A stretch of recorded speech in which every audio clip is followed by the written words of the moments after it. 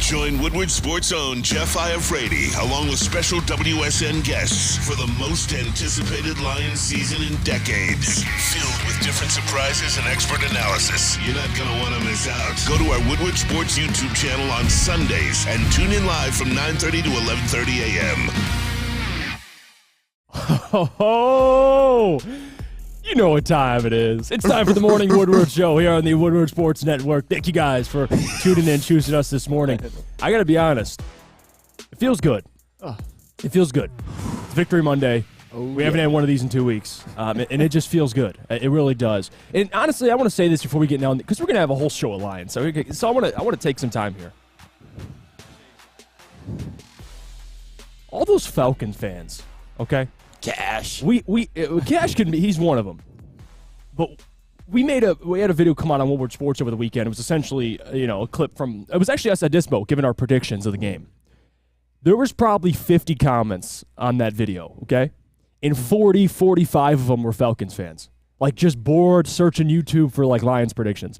They were shitting all over us for picking the Lions to win. The Dirty Birds. All of them. These guys are clueless. Falcons are going to blow the Lions out. Hey. Fuck you. Hey. Fuck you. Domination. The Lions get the victory at home. They don't go 0-2 at home. They're 1-1 now at home, and it's a great day. Sam Flannel, you have the sleeves off. It's one of those days. How you feeling? It's one of those days. I am feeling absolutely great. And let that be a lesson to Atlanta Falcons fans. When your quarterback is Desmond freaking Ridder, do not talk shit in any way, shape, or form. What did we say? What did pretty much universally we say around here? And I know we're going to get to it more. It's Desmond Ridder on the other side. Go beat them. Go get to him. And by golly, the Lions did that. And you know what else, guys? The sun, even though the sun's not out, it shines brighter on Victory Mondays. Food tastes better. The bed feels a little bit more comfortable at the end of the night. And watching football for the rest of the day, it's just so stress-free and wonderful. And that is the beauty of a Lions Victory Monday. I even got a little bit of the Honolulu Blue Kool-Aid out here to celebrate. Kool-Aid. I got the Kool-Aid. Maybe take a little. We got the entire crew here. Lucas Klotz chilling with us as well. JB, the heart and soul. Lucas, how you feeling? Oh, I'm feeling great, man. We'll get more into it at 9:40, but it was a great night, especially watching that Bears game when Fox literally had to turn the game off because they were getting killed that bad in Arrowhead where the Lions won. Oh. Taylor Swift. Oh. Ugh. She was cheering. And we'll get to the That's how bad the Bears are. We'll get to the NFC North later because it by the way, He's still going. Sam, you know you don't have to drink the entire Gatorade in one sitting. Flannel, okay, he's doing it. Okay, he's doing it. He's going to puke. All right. Watch. All right. There you go. There he is. He's all in. Chuck Brewer. Look at this. Chuck Brewer chiming in. Great. Now I get to listen to Slappies who told us the world was ending last week. Oh, come on. That's exactly what we said. I don't think he's referring to us, but there's people out there that actually thought the world was ending. Like that was a big thing. But we all knew they'd beat the Falcons. We literally all said the Lions are going to win. I believe this. Falcons are 2-0. They're in a bad division. Their first two games, add context behind them. But the Lions needed that win last night, and for a lot of different reasons. Playoff implications, NFC North implications. You had the Packers, who were down 17-0 into the fourth quarter. Yeah. Scored 18, won 18-17. What the hell? So, division, you're technically still tied with the Packers to some extent. You got a game this Thursday. It's a short week, and that'll settle who's leading the division. Now, I did some research last night because I thought to myself, how close were the Lions?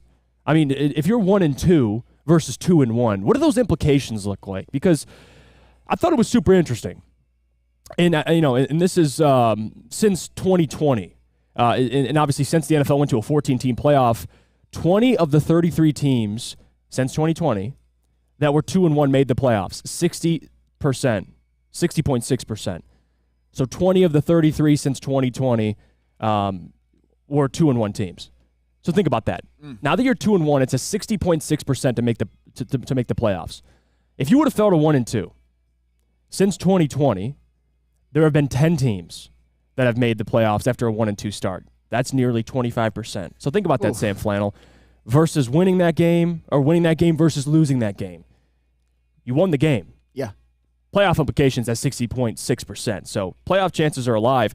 I don't think people understood how important that game was for playoff implications. Big win for the Lions. Much needed. You know, the funny thing is, it's easy to say now that the Lions actually got that victory, but that was a must-win game against the Atlanta Falcons. They couldn't drop 2 in a row at home. They couldn't drop to 1-2 with facing a road game at Green Bay on Thursday night, and it was made all the more important that Green Bay was able to unfortunately come back and win in the fourth quarter. Yep. And you know what else this win does, which is almost even more valuable than all of that? It completely washes away the sour taste of that loss that the Lions suffered at the hands of the Falcons in Week 2. Now that the Lions are 2-1, that's about right where a lot of us thought they would be after 3 games, and the future looks bright. And you know what else? The Lions had a lot of injuries, but they overcame and they got it done, and they looked, especially led by their defense, and we'll get to it more. One of the best I've seen them look since I've been a fan. So it was just an incredible win, and I'm feeling pretty good right now. I'm feeling about as good as I did after that Week 1 victory at Kansas City. Oh, and by the way, and I want to show this video for the people here because me and Neil Rule had the pregame show yesterday. Yeah. A lot of fun, by the way. I love doing shows with Neil. But, of course, there was banter. Of course, there was, it got heated at some points. It was all in fun. But I thought it was super interesting, Sam Flannel, because I went out in public, after the show. I went downtown, went to Bookie's, actually, sat down, ate some food, was with my girlfriend and some of her friends. We were just chilling. And there was a random guy who recognized me. Shout out to him, by the way. Great guy. I think he watches the show, too. So much love to him. But regardless, he had a message for Neil Rule. Lucas, could you cue it up for the people? Neil Rule, you're a bitch. Thank you. Neil Rule, you're a bitch. Thank you. I didn't pay him. I didn't buy him any drinks. He might have been intoxicated. That's fair. But regardless, that was for you, Neil. That was for you. All right? I didn't have to convince him to say that. So the people have spoken. That was nice to get the feel out there. Ford Field was packed. I think the attendance was like 63,000 at Ford Field. Easy and Spenny were down there. I saw Spenny dapping up Malcolm Rodriguez after the game. Yeah, they met like everybody last night. They were talking to Bijan for a second. How? Because they were in the tunnel. They got down in like the suites. They used their heavyweight networking and got. I was gonna say, like, you see those two in the hallway, like, they're not supposed to be there. They dapped up Jameer. You know what I mean? They met like they dapped up Jameer. Yeah, bro. Talked to and I love those guys. Easy, by the way, that's dope. But you go in that tunnel, you see Easy and Spenny, you're like, something's wrong. Like, these two are not supposed to be here. Like, you know how you can like blend in. Gutter. You know what I mean? Like, certain people can like blend in. You look like you're supposed to be. They will blend in zero situations. Yeah, like that's great though. Don Beats says, could have been you, Jeff, but you gave away the ticket. Well, it's okay. It's Benny. You know what? He deserves it. It was his birthday week. He had tickets to the game that apparently he didn't. So Easy invited me, but I gave Spenny the ticket, and those guys had fun. They're the heavyweights. That's the duo that needs to be out in the streets. And obviously, Spenny got to meet his boy Malcolm Rodriguez. So I'm cool with it. Just from yesterday too. Because I know everyone saw that video, which was hilarious. And I sent it to Neil, and Neil's first response was, what did you buy him? Did you buy him any drinks? Did you get him intoxicated? To where he had to say that, no, I did not. So there you go. The morning show, you guys get the real story. We'll see how Neil spins that on Big D Energy. I was told. Yeah, I was told. He was told. Who farted says Spenny and Easy blend in at the monster truck rally. Well, Spenny does.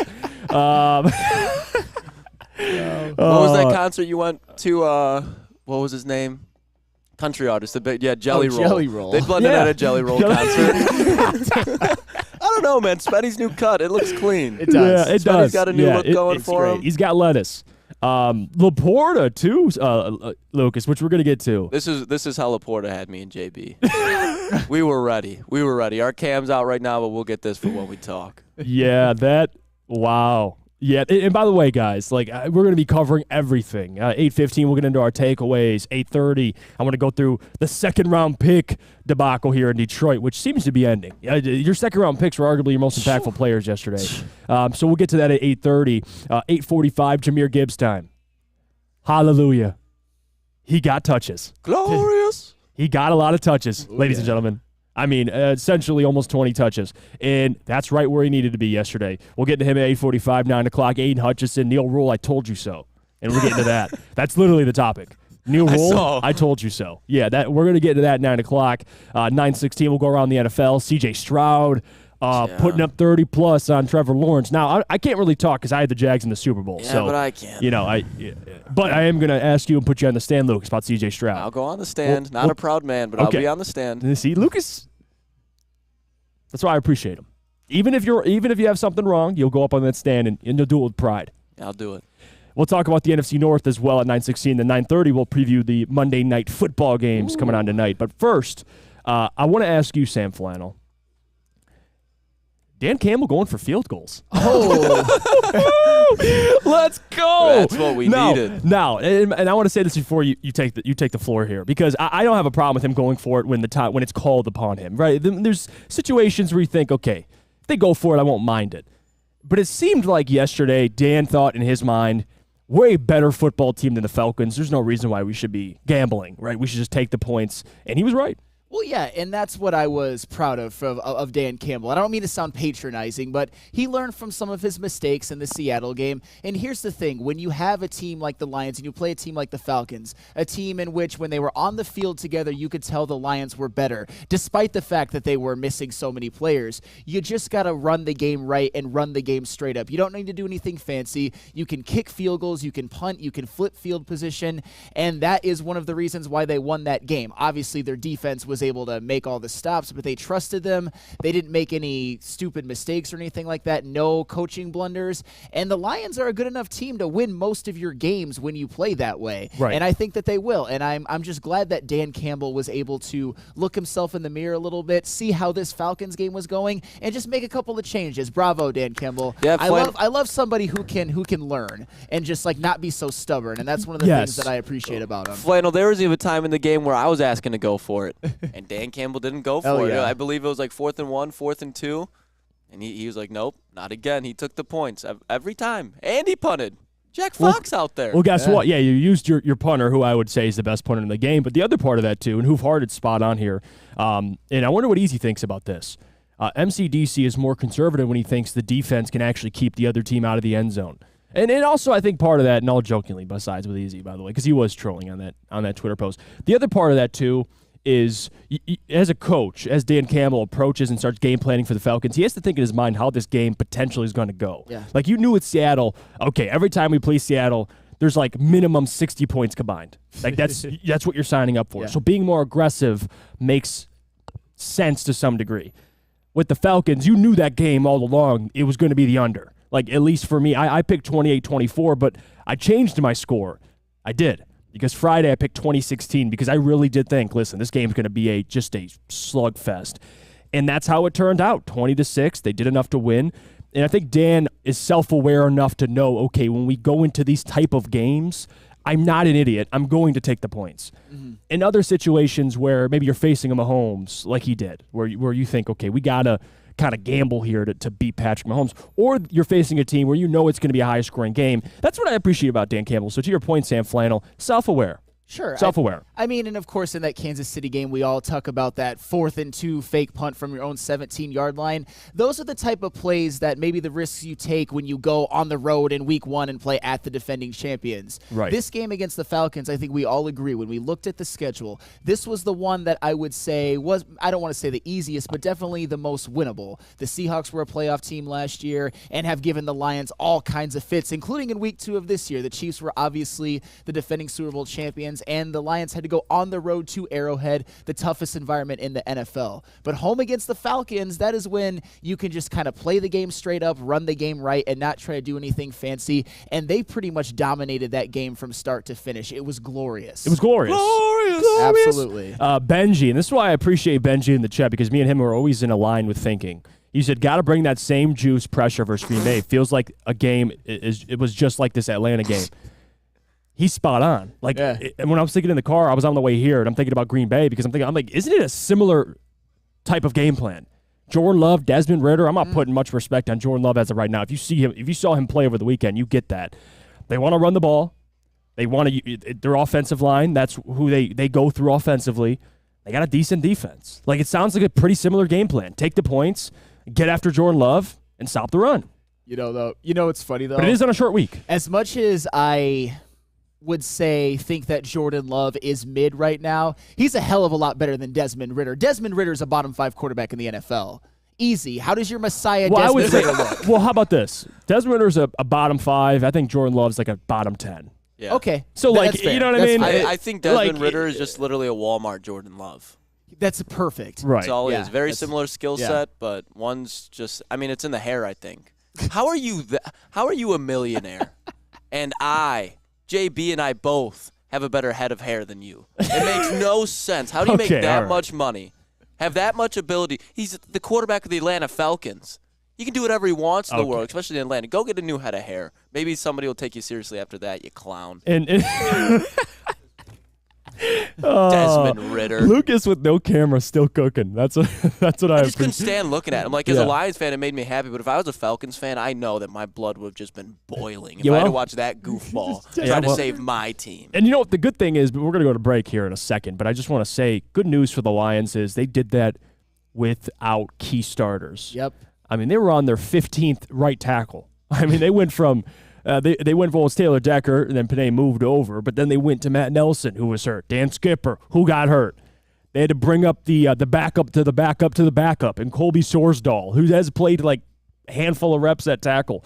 So they battled adversity, and luckily for the Lions, they're going to get a lot of their starters back on Thursday against the Packers. Like, you'll have maybe a Decker back, a Mosley back. We'll see with Montgomery. Like, I bet Kirby. Talk about injuries. And Kirby. That's a key one because Kirby will for sure be there. Lambeau Field, a legend. A Lambeau legend. Yep. Packers fans, they know a lot about Kirby Joseph. I'll tell you that. First, Sam Flannel, maybe after a Lions victory, need a haircut. Where should the people go? It looks like you went. Hey, I did go to Lady Jane's this weekend. Actually got myself this nice haircut, which I always do. Shout out to April, the wonderful stylist who's done my hair for 2 times now and as always has me looking in tip-top shape. Come to Lady Jane's Haircuts for Men for an award-winning haircut experience. Register to win a trip of your dreams and all expenses paid suite for the 2024 NCAA tournament. That's right, no expense spared for you and 5 of your best buds. Lady Jane's Haircuts for Men, open 7 days a week. Walk in anytime. It's wicked awesome. Join Woodward Sports' own Jeff Iafrate, along with special WSN guests for the most anticipated Lions season in decades. Filled with different surprises and expert analysis. You're not going to want to miss out. Go to our Woodward Sports YouTube channel on Sundays and tune in live from 9:30 to 11:30 a.m. By now you know me, Christina Gennari, as the obvious choice in real estate. And you know my website, soldchristina.com, as your #1 resource for buying or selling your home. Myself, along with my amazing staff, pride ourselves on making your home buying and selling experience a relaxing and easy one. Come see why we are the obvious choice. Christina Gennari at soldchristina.com, the obvious choice in real estate. Woodward Sports' own Tom Mazaway and Sam Stick Day will be hosting our Lions postgame show after every Lions game all season long. Tune into the Woodward Sports YouTube channel for his hot-off-the-press takes, game analysis, and Kool-Aid sipping celebrations. You won't want to miss it. Join Maz, Stick, and special guests each week immediately following every Lions game, exclusively on the WSN YouTube channel.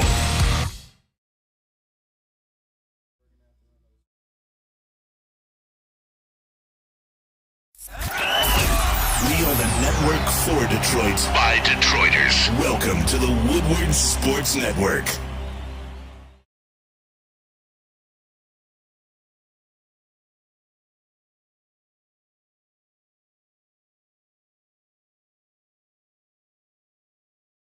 Play, practice, and party at 5 Iron Golf, downtown's newest sports bar. Got 13 TrackMan simulators, certified instructors, and most importantly, a full bar and restaurant. All you got to do is mention promo code Woodward at checkout for 50% off your first visit, and visit 5irongolf.com to tee up good times.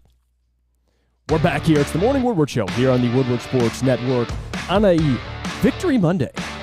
We only had 2 of these so far. So Sam Flannel's cracked out right now, excited. And Aiden Hutchinson, like his favorite player on the Lions, had a hell of a game, which we'll get to later on because he deserves his own topic, segment, if you will. But right now, let's talk about some of our takeaways. And of course, these things are all going to kind of intertwine a little bit. But I'll start with you, Sam. Give me some takeaways, things that stuck out to you yesterday. All right, so the first thing that stuck out to me, and I think this is pretty obvious, was the Detroit Lions defense choked the life out of the Atlanta Falcons offense. I have a number for you that is absolutely staggering, and I actually tweeted it out. It got a lot of engagement. The Detroit Lions defense yesterday had more sacks than points allowed, 7-6. Oof. That is something that none of us could have foreseen when we watched that game. No matter how much we expected this defense to step up, no matter how much we expected this pass rush to step up, nobody could have foreseen that. And it's not just that they got those sacks, it's who got them. Jack Campbell, the rookie linebacker, he got one just before halftime. He was another one of the rookies that a lot of us fans, including myself, wanted to get more playing time and to see step up. He most certainly did. Charles Harris, somebody who could provide some secondary pass rush, especially with James Houston out. He got a sack. Derek Barnes, a linebacker who's actually been pretty consistent this year, he got one. What about Aleem McNeil, a player who was maligned last week for playing one of the worst games of his life, a guy that I expected to break out. He certainly had his best game of the year so far, and he got a sack. And what about none other than Benito Jones, a guy that we were Shut clowning. all of us up. We were clowning on this show. And you know what, Benito? I personally apologize because even Benito Jones got a sack yesterday. And of course, with two of them, my guy, all of our guys, Aiden Hutchinson. More on him later because we got a whole segment to talk about him. And it wasn't just about the sacks. It was the way in which the Lions just completely shut down an Atlanta Falcons rushing offense, which is pretty scary, one of the best in the league. Think about this. The week before, the Atlanta Falcons at home against Green Bay rushed for 211 yards on that Green Bay rushing defense. Against the Lions, they rushed for 44 on 20 carries for 2.2 yards per carry. That's Bijan Robinson. That's Tyler Algier. That's all those offensive linemen. That's Arthur Smith. And the Lions did not give a damn. They completely shut it down. And guess what? Just one more takeaway before I let you go, Jeff. We talked about on Friday, we wanted to force Desmond Ridder to throw the ball between 25 and 30 times, and that to me would guarantee a Lions victory. Yes. Do you know how many times Desmond Ridder threw the ball? 38, which is his like career Atlanta high. wanted him to throw. They came out with play action. They didn't even try to set up the run. Well, that's the thing, and you know what? If y'all want to be stupid, then go right ahead because they were trying to really win the game with Desmond Ridder, and it just didn't work out. Wow. And then when they tried to run the football, that didn't work out either. Right. And of those 38 completions, it gave Desmond Ridder had 201 yards. And then he got sacked for a loss of 52, so the net was even worse. So the net yards per attempt was just morbid for Desmond Ridder that day, and that is the formula to beating the Atlanta Falcons. That's the formula to beating anybody. Sack them more times than you give up points, shut down the running game, and shut down the passing game, and the Detroit Lions did just that. And that all adds up to maybe the single most impressive defensive performance I've ever seen a Lions team do. I don't think that's hyperbole. I know it's Desmond Ridder, but still, it was absolutely incredible considering, one more thing, C.J. Gardner-Johnson didn't play. Kirby Joseph didn't play. James Houston out. James Houston didn't play. Emmanuel Mosley didn't play. Those are some of their key guys, or guys you expect to be key guys, and everybody ended up stepping up. Just a defensive masterclass was my takeaway. I mean, you think about it, and this is what we talked about last week. The Lions' defensive front being pretty good against the run, actually great against the run, dating back to last year, besides some late games in the season where you guys know what I'm talking about there, where things slipped up and you gave up 300 yards rushing. But we kind of knew that the strength of this defense was stopping the run. They've shown that. The question we had, though, was were they ready for this challenge? A team that's so stubborn, they're going to keep running the football. It's going to be a physical game. And Dan mentioned it earlier last week, right? We love this type of game. We're ready for this. And boy, they were. Bijan Robinson, 10 carries for 33 yards. And lost his damn helmet. Take that. Yeah, that was a BS call. Lost his damn helmet, which was a BS call. I agree with you. Brian Branch solo tackle, too. Yes, no question. And didn't even lead with his helmet either. No, he literally just, there was a flag because he blew Bijan Robinson's face mask off. That's what happened. He gave him a flag for destroying just blew his Bijan. ass up. Playing Ran through football. a motherfucker's face. But That's what he did. If you think about it, right, and this is we'll talk about the bad first, things they can work on, right? The 10 penalties for 119 yards. Not ideal. Right? Not ideal. At home. But you know what?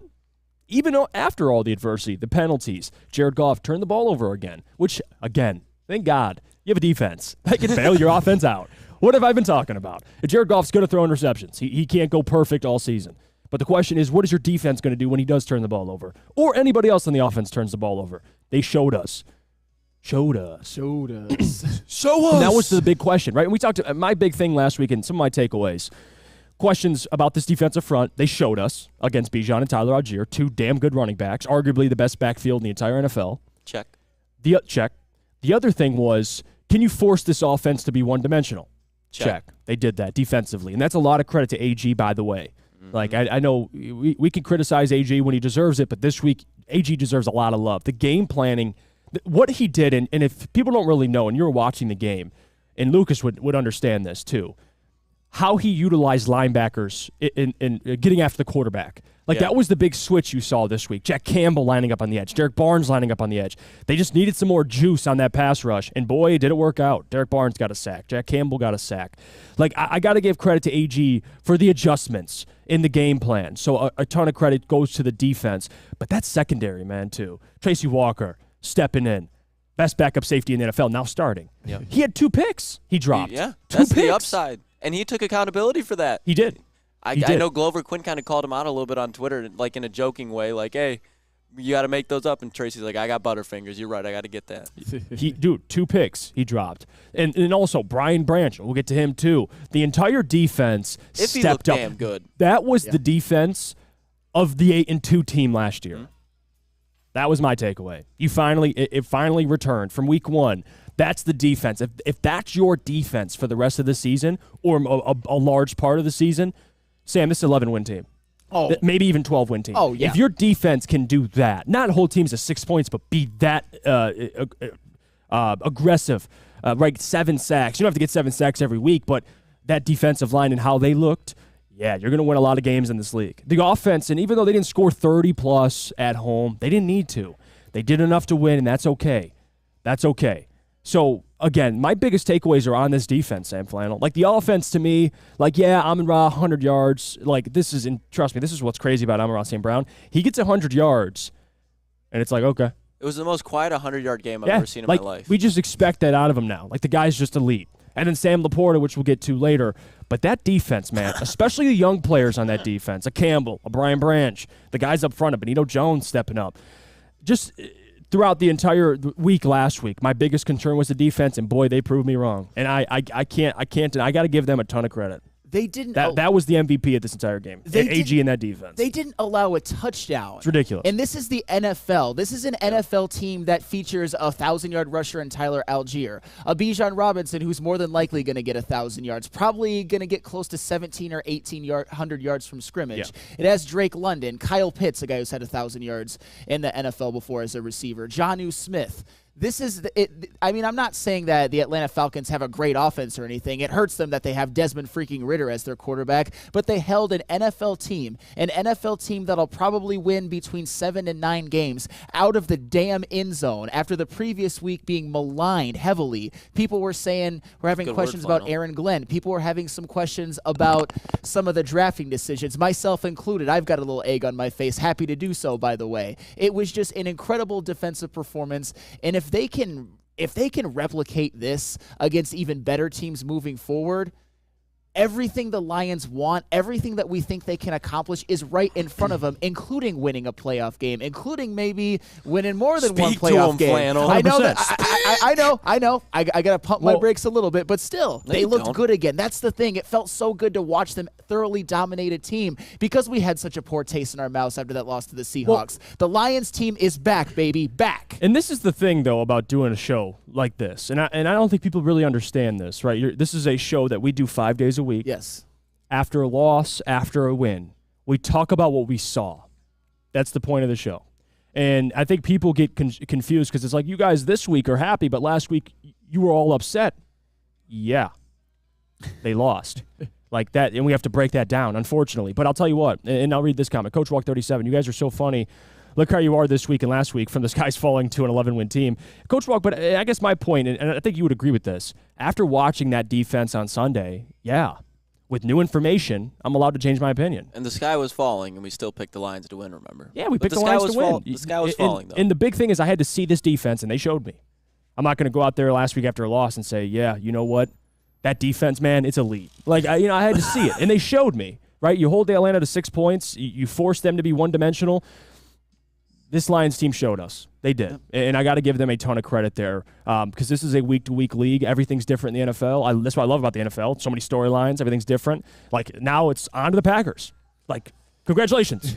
Now it's on to the Packers. Thursday Night Football, prime time, on the road at Lambeau. You were just there to close last season against Aaron Rodgers. So, again, and Mike Bell says, agree, Jeff, we should just limit the overreaction to Tuesday.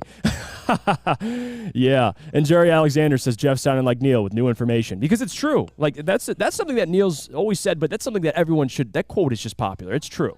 Like, with new information, you should be allowed to change your opinion. Just remember, guys, before you credit Neil with that one, it was I, Flannel Sam, that actually coined that one first. So just remember, I've always been the fan of with new information, you're allowed to change your opinion. With new information, right. You're allowed to call it as you see it. Nobody in this chat, and I love every single one of you, and I know we're here to celebrate. If you thought that the Detroit Lions defense, with all those injuries, would hold the Atlanta Falcons to 6 points, you are lying, and we're all happy to be wrong. We're all happy that this Lions defense stepped up, but we are allowed to call things as we see them. And right now, we're really goddamn happy. I think it's funny that like people expect on a Monday after losing a football game, we're supposed to be like, you know what, guys? Gibbs look good. Everything's okay. Everything Laporta is awesome. Like you have to break the game down. I can't just sit there for 5 days and say, you know what, guys, everything's all jolly and great. Like I have to tell you the ins and outs of the football game. What went wrong? What went right? Like storylines, that's the part of this show in which I love doing. But I don't think people understand that. Like they think we have to come out here and be like, yeah, you know what? You're good, man. They're fine. Like, good luck saying they're fine for 5 days a week for 2 hours. Like, you got to think of some other things to talk about, guys. That's what doing the show's about. But I'll tell you what. I'm more confident now. Oh, yeah. In this defense, because now last week you only had a 2-game sample size. So you didn't want to overreact, but you didn't want to underreact. You had to just judge this defense off what you saw. We got a 3-game sample size. Yeah. So 2 of the 3 games, the defense looked solid. One of those games was on the road. So I got confidence they can hold it down this week against Green Bay. But we'll preview all that later in the week, closer to Thursday. It'll be a lot of fun. But right now, we got to hear about our friends over from Dispo. Because after that victory, Lions are smoking that Falcons pack. Oh, they most certainly Those dirty are. birds. Absolutely. Falcons pack. And you can experience the true meaning of exceptional cannabis products with Dispo Dispensary. With over 12 locations, including their new location that is now open in Whitmore Lake, Dispo is never far away. Dispo Dispensary, disposhops.com, your local cannabis plug. Where's the most convenient place to get that big fitness energy? It's Planet Fitness. Join today for just $1 down, $10 a month. With over 2,400 locations and equipment for every workout, you can get in, get energized, and get going. And with free fitness training and most clubs open 24 hours, everyone belongs in the judgment-free zone. So join today for $1 down, $10 a month, no commitment, cancel anytime. Deal ends Wednesday, September 13th. Join now at any Metro Detroit location. Hurry, offer ends soon. Brace yourselves, Detroit. As the sun begins to set, 2 of Woodward Sports' brightest young stars will be taking the mic for a brand new show. Woodward Nights with Spooner and Broder. The dog days in Detroit are over, and the boys are unleashed. Join in on the banter and hop on the bandwagon of the #1 night show on the internet. Tune in to the Woodward Sports YouTube channel every weeknight from 8 to 10 p.m. Woodward Nights with Spooner and Broder. It's the Randy Wise Celebrity Golf Tour. You're a good coach, Tim. Oh, great shot. Some of the biggest names in Michigan sports, and some, well, not so much. Good, baby. Oh, yeah, baby. Oh, yeah, baby.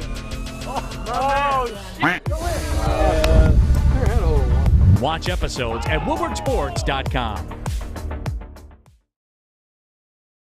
When buying or selling real estate, flexibility and control over the sales process is key. Sellers, how would you like the freedom of canceling your listing agreement at any time for any reason with no penalty? That is exactly what Mark White & Associates offers. It's called the Minute-by-Minute Listing Agreement by Mark White & Associates. Try Mark White's risk-free minute-to-minute listing agreement today. Looking to buy or sell real estate? Visit markwhitesales.com or call 248-290-8242. Again, that is 248-290-8242. Markwhitesales.com, where flexibility meets success.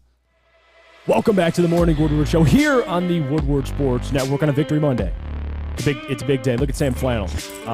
He's about as close to a male stripper as you can get. Shout out to Elgato. Said he looks like a drag queen. Man, that was out of pocket, Elgato. It's all right. That was the best cover of the day so far. It was funny, though. It was funny. That had you laughing, too, It Flannel. did. It did. Yeah, no doubt. For people now chiming in here, and I put a poll in the chat. MVP of the game. You guys can give your thoughts on it. Aiden Hutchison, Brian Branch, Sam Laporta, Tracy Walker. I'll tell you what, though. 3 of the 4 players were drafted by one, Brad Holmes. And Brad Holmes had his fingerprints all over the football field yesterday. Yeah, he did. I was going to say DNA, but that's sus. So I'll say, I'm fingerprints. I'm happy what you said. You happy I chose fingerprints? Yep. You think about it, too, guys. Like, as a Lions fan, and you guys know this better than anybody. Some of you have been Lions fans longer than I've been alive. Second-round picks always bust. They just stink. Always. For the Lions. Isn't that odd? Sam Laporta and Brian Branch. 2 of the more impactful players, not rookies, players for the Lions yesterday were second-round picks. They're only going to get What better. is going on? They're only going to get better. What is going on? Brad Holmes is cooking. That's what the hell on. is going on? And Brad Holmes, this is the thing, and speaking about overreactions, if you guys really want to talk about that, the people that were slandering Brad Holmes last week, which, again, I made a reel, and I did say, you know what, Brad Holmes bet on this defensive line, which is true. And last week, they didn't look great. Nope. I'll admit, they showed up. They showed me. Benito Jones showed me. Aleem McNeil showed me what I wanted to see all along. So I got to say, it's refreshing to see. And you talk about guys like Brian Branch, Sam Laporta. Detroit Lions PR was working overtime yesterday. Working overtime. Detroit Lions PR probably put out 10 record-breaking posts. Usually it's the opposite. Usually players are breaking records against the Lions. These Lions rookies are breaking records. Ooh. Like, look at this one. And I'll read the Brian Branch one too here. I'm going to go through. And let me find this one. Okay, since at least 1994, Lions DB Brian Branch is the NFL's only DB to produce a game with 10-plus tackles, 3 tackles for losses, and 2 pass deflections. Oof. 2 words to describe Brian Branch. Football player. That's what he is. Dog. 1 word. Dog. That's the thing about Brian, in which I love. He's like positionless. Yep. The guy's like essentially a linebacker. He's playing a nickel. He's playing safety. He can play corner. He's a Swiss Army knife, and he showed out. Another Detroit Lions PR stat here. And you can put up. Well, you put one up, Lucas. Whatever you got, and I'll read it. Okay, the Jahmyr Gibbs one. And this is also with Sam Laporta. The Lions had a rookie rush for 80-plus yards, Jahmyr Gibbs, and a rookie record 80-plus receiving yards in the same game. The last time they did this was on December 17, 1989, with running back Barry Sanders, rushed for 104, and Jason Phillips, wide receiver, logging 115 yards. What a time to be alive, by the way. Jason Phillips? Jason Dog. Phillips, dog. No, but think about that. Think about that for a second. In the Lions, this regime is always compared to like that team at that time. Sam Flannel, I've only got through 2 of these Detroit Lions PR posts. There's about 6 more. Oh, yeah. Pull up one more before we get We'll to... go with the Brian. Yeah. Let's stick with Lagoda. Let's like, stick with Lagoda. Yeah, like there's so much more. And look at this. And this is the... Yes, okay. Lions tight end Sam Laporta now has 172 career receiving yards, the 5th most in NFL history through a tight end's first 3 career games. Huh. Wow. Who would have thought? Yeah, well, a guy named Lucas Klotz. That's who thought. And he was confident in one they call Sam Laporta. My biggest worry was this, Sam, and I'll tell you this, because we talked about this at nauseum. Rookie tight ends, one of the harder positions to adjust to in the NFL. I mean, you got to worry about run schemes, blocking schemes. You got to worry about in the passing game. There's so much for a rookie tight end to digest. it kind of takes a bit for these guys to come along. Sam Laporta said, hey, what's up? Here's 5 receptions a game for you. Oh, yeah. It's crazy. Brad Holmes. I know we talk about him and we say all kinds of great things, but, man, the impact that these rookies are having on a team that we expect to win their division already, it's impressive. Well, yes, it is 100% impressive, and I want to wax poetic about Brian Branch a little bit because he 100% deserves it. You know how I was mentioning during the last segment about how well this Lions defense played? Well, the driving force of that defense and the best player on that defense yesterday was none other than Brian freaking Branch. He led the team in tackles that game with 11, all solo, by the way. He That's led the team insane. in tackles. That is absolutely unbelievable. The fact that they were all 11 were solo shows you how reliable of a player he is as a rookie. Well, and he's such a sure tackler, and he was flying all over the field. 3 of those were tackles for loss, which also led the team. Oh, and by the way, he was tied for the team lead in pass deflections with 2, tied with Aiden Hutchinson, by the way. More on him later. And you know what was even more impressive about that? What was the, I would say, unit on the field that was most depleted? You could argue the offensive line, but other than that, most certainly the secondary. Yep. They lost C.J. Gardner-Johnson, Kirby Joseph, Emmanuel Mosley still hasn't played yet, and Brian Branch just decided to have the game of his life. I think he's going to have more games like that, but so far, the game of his life when the Lions needed him the most. And think about this with Brian Branch. And this is absolutely incredible. In both of the Lions' wins this season, you could argue that he was the defensive MVP in both of those games. I know maybe from start to finish he wasn't in the Kansas City game, but he had so far the biggest play of the season. That pick 6 that tied the game, that completely changed the momentum of that game. And then in that game against the Falcons this past Sunday, he led the team in tackles for loss, and pass deflections, and was clearly the best player on the field that whole game. Kudos to you, Brian Branch, but also, not to be outdone, Sam freaking Laporta. Lucas, I'll tell you what, I got to give you some flowers right now, and I certainly have to give Sam Laporta some flowers because he yesterday made the most important offensive play of the game, that 45-yard touchdown pass to break a 3-3 tie. He had the 45-yard touchdown catch to make it 10-3, and during that whole game, he gave you 8 receptions for 84 yards, which now puts him at 18 for 186, which both of them are second on the team to Amon-Ra St. Brown, which means right now that Sam Laporta is their second option after Amon-Ra St. Brown. And to go even further, do you know what Sam Laporta is on pace for? Lucas, you're going to love this. I already know. 102 receptions for 1,054 yards and 6 touchdowns as a rookie. And he was blocking his ass off. He put Bud Dupree one-on-one into the ground. Absolutely. Bud Dupree. No, and Bud Dupree has been a very good player in this league and a damn good pass rusher. And think about this. Sam Laporta might put up a Pro Bowl season in year 1. And you know what? I'm going to go here. I'm going to go somewhere that I never thought I was going to go this year. Say it, Flannel. Do you know what the rookie record for receiving yards for a tight end is? 1,076, set by none other than Mike Ditka in 1961. Should we be doing a little bit of stat sheet watching for Sam Laporta? Could he actually break this? I mean, I think he could, but we got to remember there's a man named Jameson Williams coming back. So I think those deep shots a lot of the time that we saw yesterday, they'll be going to him. But Laporta, I still expect him to cook. Well, and here's the crazy thing is it's not even just Laporta. It's not even just Brian Branch, who, you know, funny enough, and when we talked about Brian, I mean, we all love Brian Branch. I mean, he's the guy I said would be the steal of the entire draft, and there's a lot of great players, but I think Brian Branch has that type of talent in the second round, being a steal, pick number 45, and it's coming to light here. He's a stud. He already plays like a veteran. Mm-hmm. Like, you saw Desmond Ridder in that offense keying in on, okay, where's Brian Branch at? He was blowing up plays at the line of scrimmage, in pass coverage. Like, he was a menace on Sunday. But more than that, though, Jack Campbell, another first-round pick, we got to see more of yesterday, making an impact, lining up at the on the edges, being a tackling machine. You saw a lot of Brad Holmes draft picks out there just showing out, and they're all rookies. A lot of these guys, Derek Barnes again, a couple guys are second, third-year players, but some of the key players are rookies. Like, that's coaching too. Like, getting these guys prepared is part of it too. So it's coaching. But the other thing too, guys, and I want to say this for Jahmyr Gibbs, which we'll get into later in the show. He did ball out yesterday too. He did. Like, and I know that final drive was all Jahmyr. He had like 30 yards on that final drive. That offensive line closed the game for him.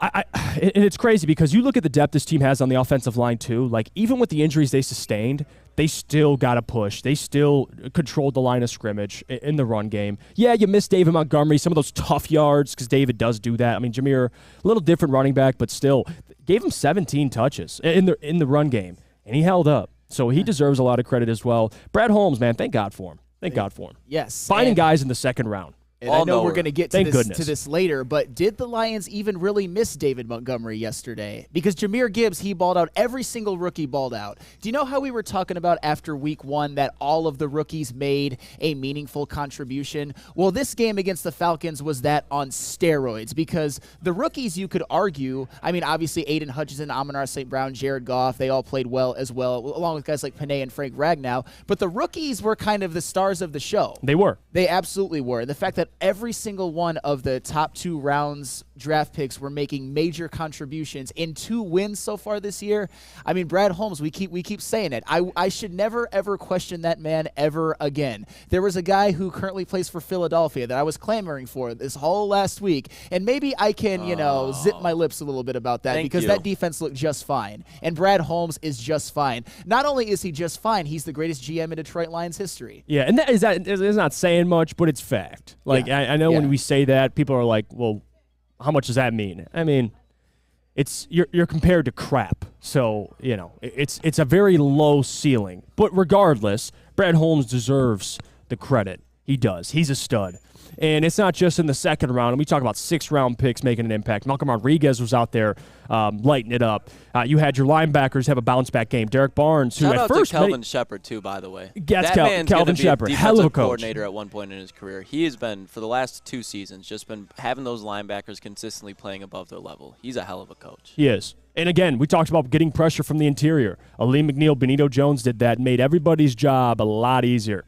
And that's the key part of this defense, man. I mean, if they can keep this up, I'm telling you. I know it's the Falcons. This is a week-to-week league. Everything's different. But regardless, if this defense can play in some realm like they did yesterday, with that offense buzzing, you're going to win a lot of football games. Absolutely. But we shall see this Thursday. We'll go to break when we get back. I do want to have a conversation about Jahmyr Gibbs now, strictly, and kind of talk about him.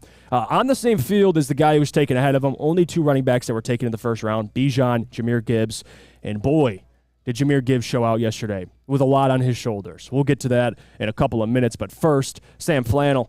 This defense was elite. I don't know about Guardian Alarm elite, but it was pretty damn good. I'll tell you what, they were on par yesterday, that is for sure, because Guardian Alarm always gives elite defense. And let Guardian Alarm offer you customized solutions from real experts. Our professional technicians take the time to recommend security and automation solutions specific to your needs, 24/7 professional monitoring. Call us anytime, day or night, and know that a Guardian team member will stay on the phone as long as needed. Technology backed by people. Your safety and security deserves technology that's been proven to work and people who have been proven to care. Call 1-800-STAY-OUT. That's 1-800-STAY-OUT. Guardian Alarm, your local security experts. Hey, it's Sean Jordan from the Sports Marketing Agency.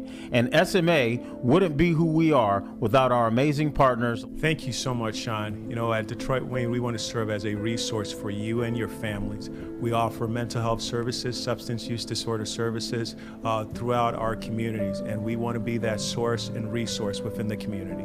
If you or a loved one are suffering from a mental health or substance abuse issue, please don't hesitate to call 1-800-241-4949.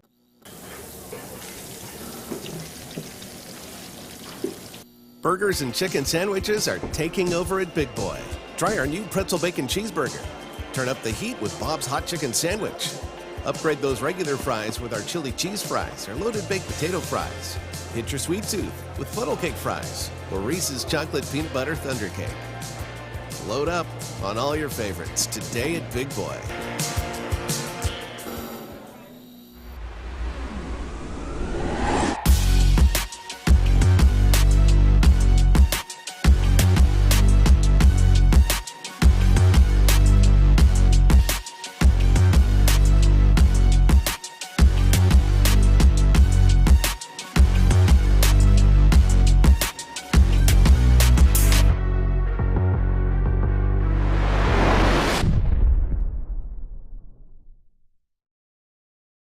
over 60 years, Fairway Packing Company has provided Michigan's finest restaurants, hotels, and casinos with prime beef, Wagyu beef, and dry-aged beef. Experience the Fairway difference for yourself today. Visit the steak shop in Grosse Pointe Woods for grab-and-go steaks or order online at fairwaypacking.com. We're back. It's the Morning Woodward Show here on the Woodward Sports Network. We're at Feldman and Novi today on a Victory Monday. There's no other place I'd rather be right now than out with the people on a fantastic day. Lions are 2-1. The playoff chances are alive. And I'll tell you what, Detroit Lions PR, they did it again. They did it again. They put another Jahmyr Gibbs stat out. Lions running back Jahmyr Gibbs is Detroit's first rookie running back to post 50 yards in each of their first career games since running back Barry Sanders in 1989. The only other Lions rookie running backs to do so, James Jones, Billy Sims, and Mel Farr. So, again, Jahmyr Gibbs showed out on Sunday. Again, a majority of those yards came on the last drive, but I think the most impressive thing for Jahmyr is with his size. You gave him 17 carries. He was the focal point of this offense, at least in the run game. That's what we asked for. I was curious what usage Bam was going to get, Zonovan Knight, and how it played out was exactly how I hoped it would play out. Yeah. It was like an 80 to 20% carry share between those two guys.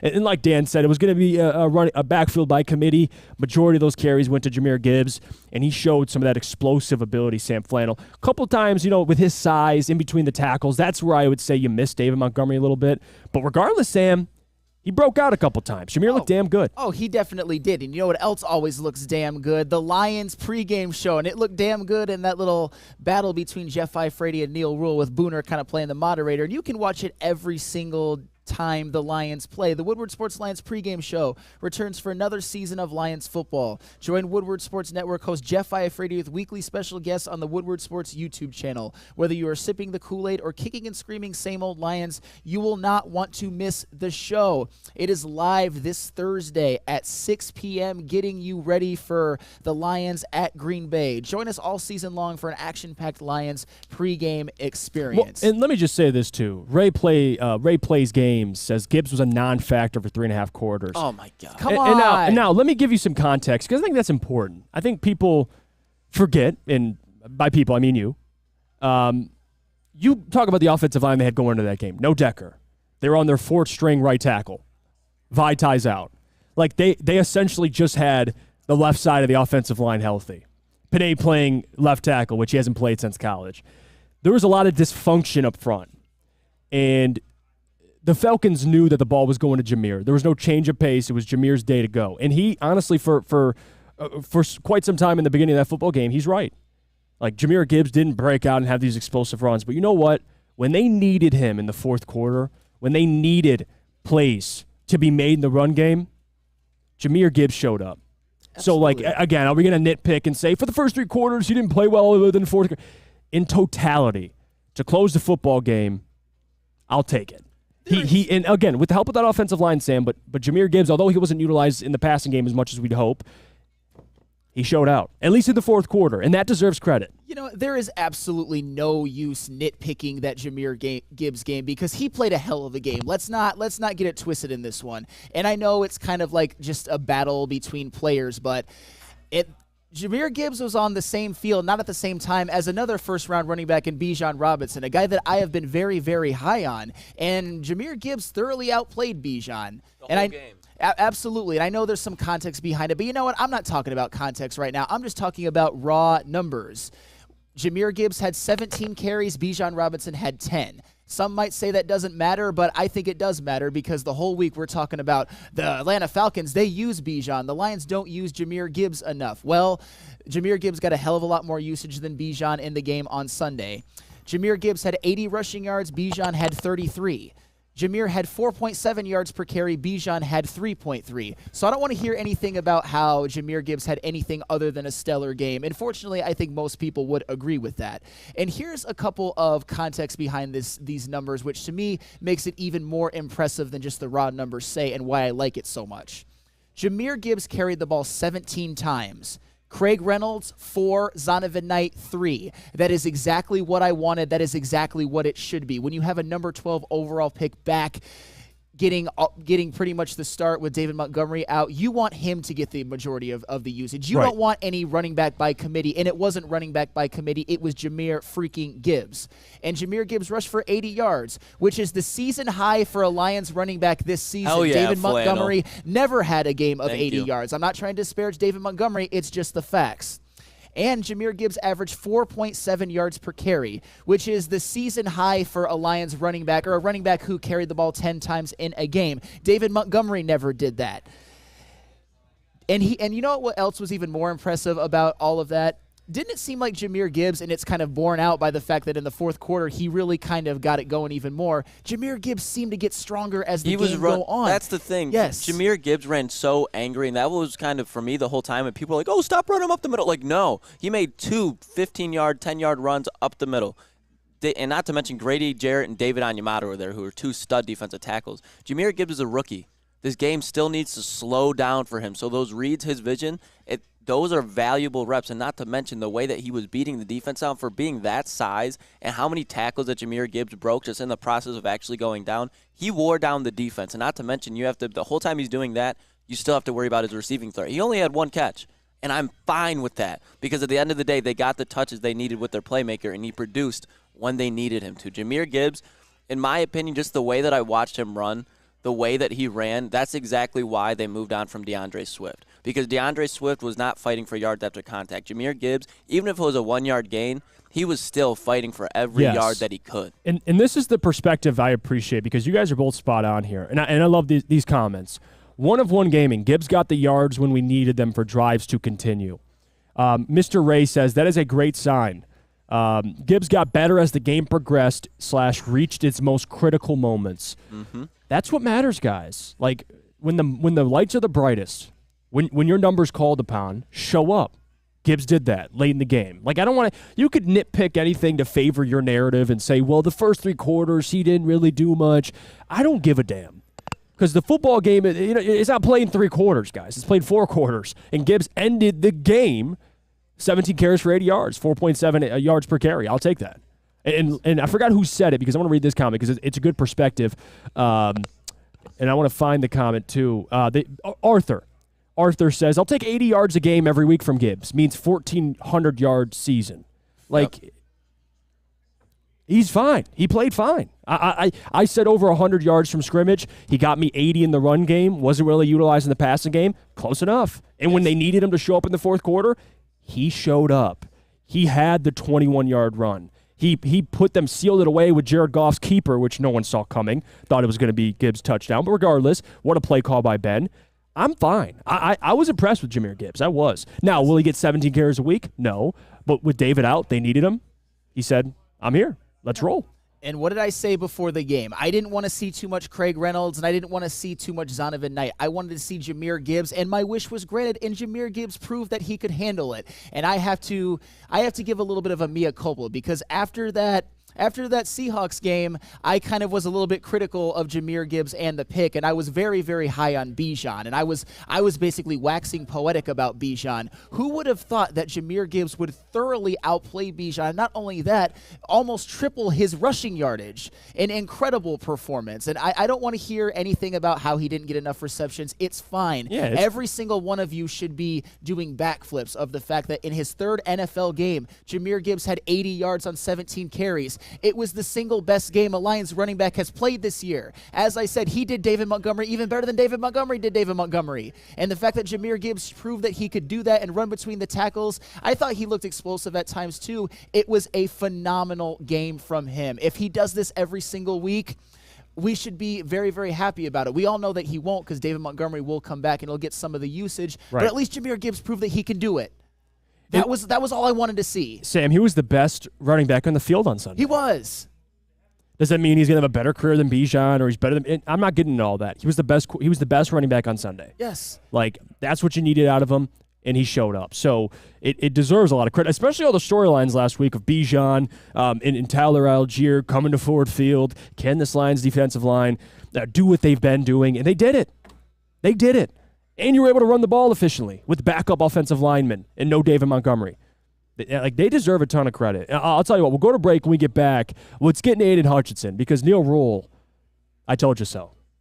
And I'll tell you why. And I know Sam Flannel's going to have some fun with this one as well. But first, I got to tell you about our friends over at Big Boy. Speaking of those defensive linemen, burgers and chicken sandwiches are taking over at Big Boy. It's burger time. Try the best cheeseburger or their new pretzel bacon cheeseburger. If you're craving chicken, they got that as well. Or dessert, you could go in there, get the Reese's Chocolate Peanut Butter Thunder Cake, or get the Funnel Cake Fries. We'll see you guys right after the break.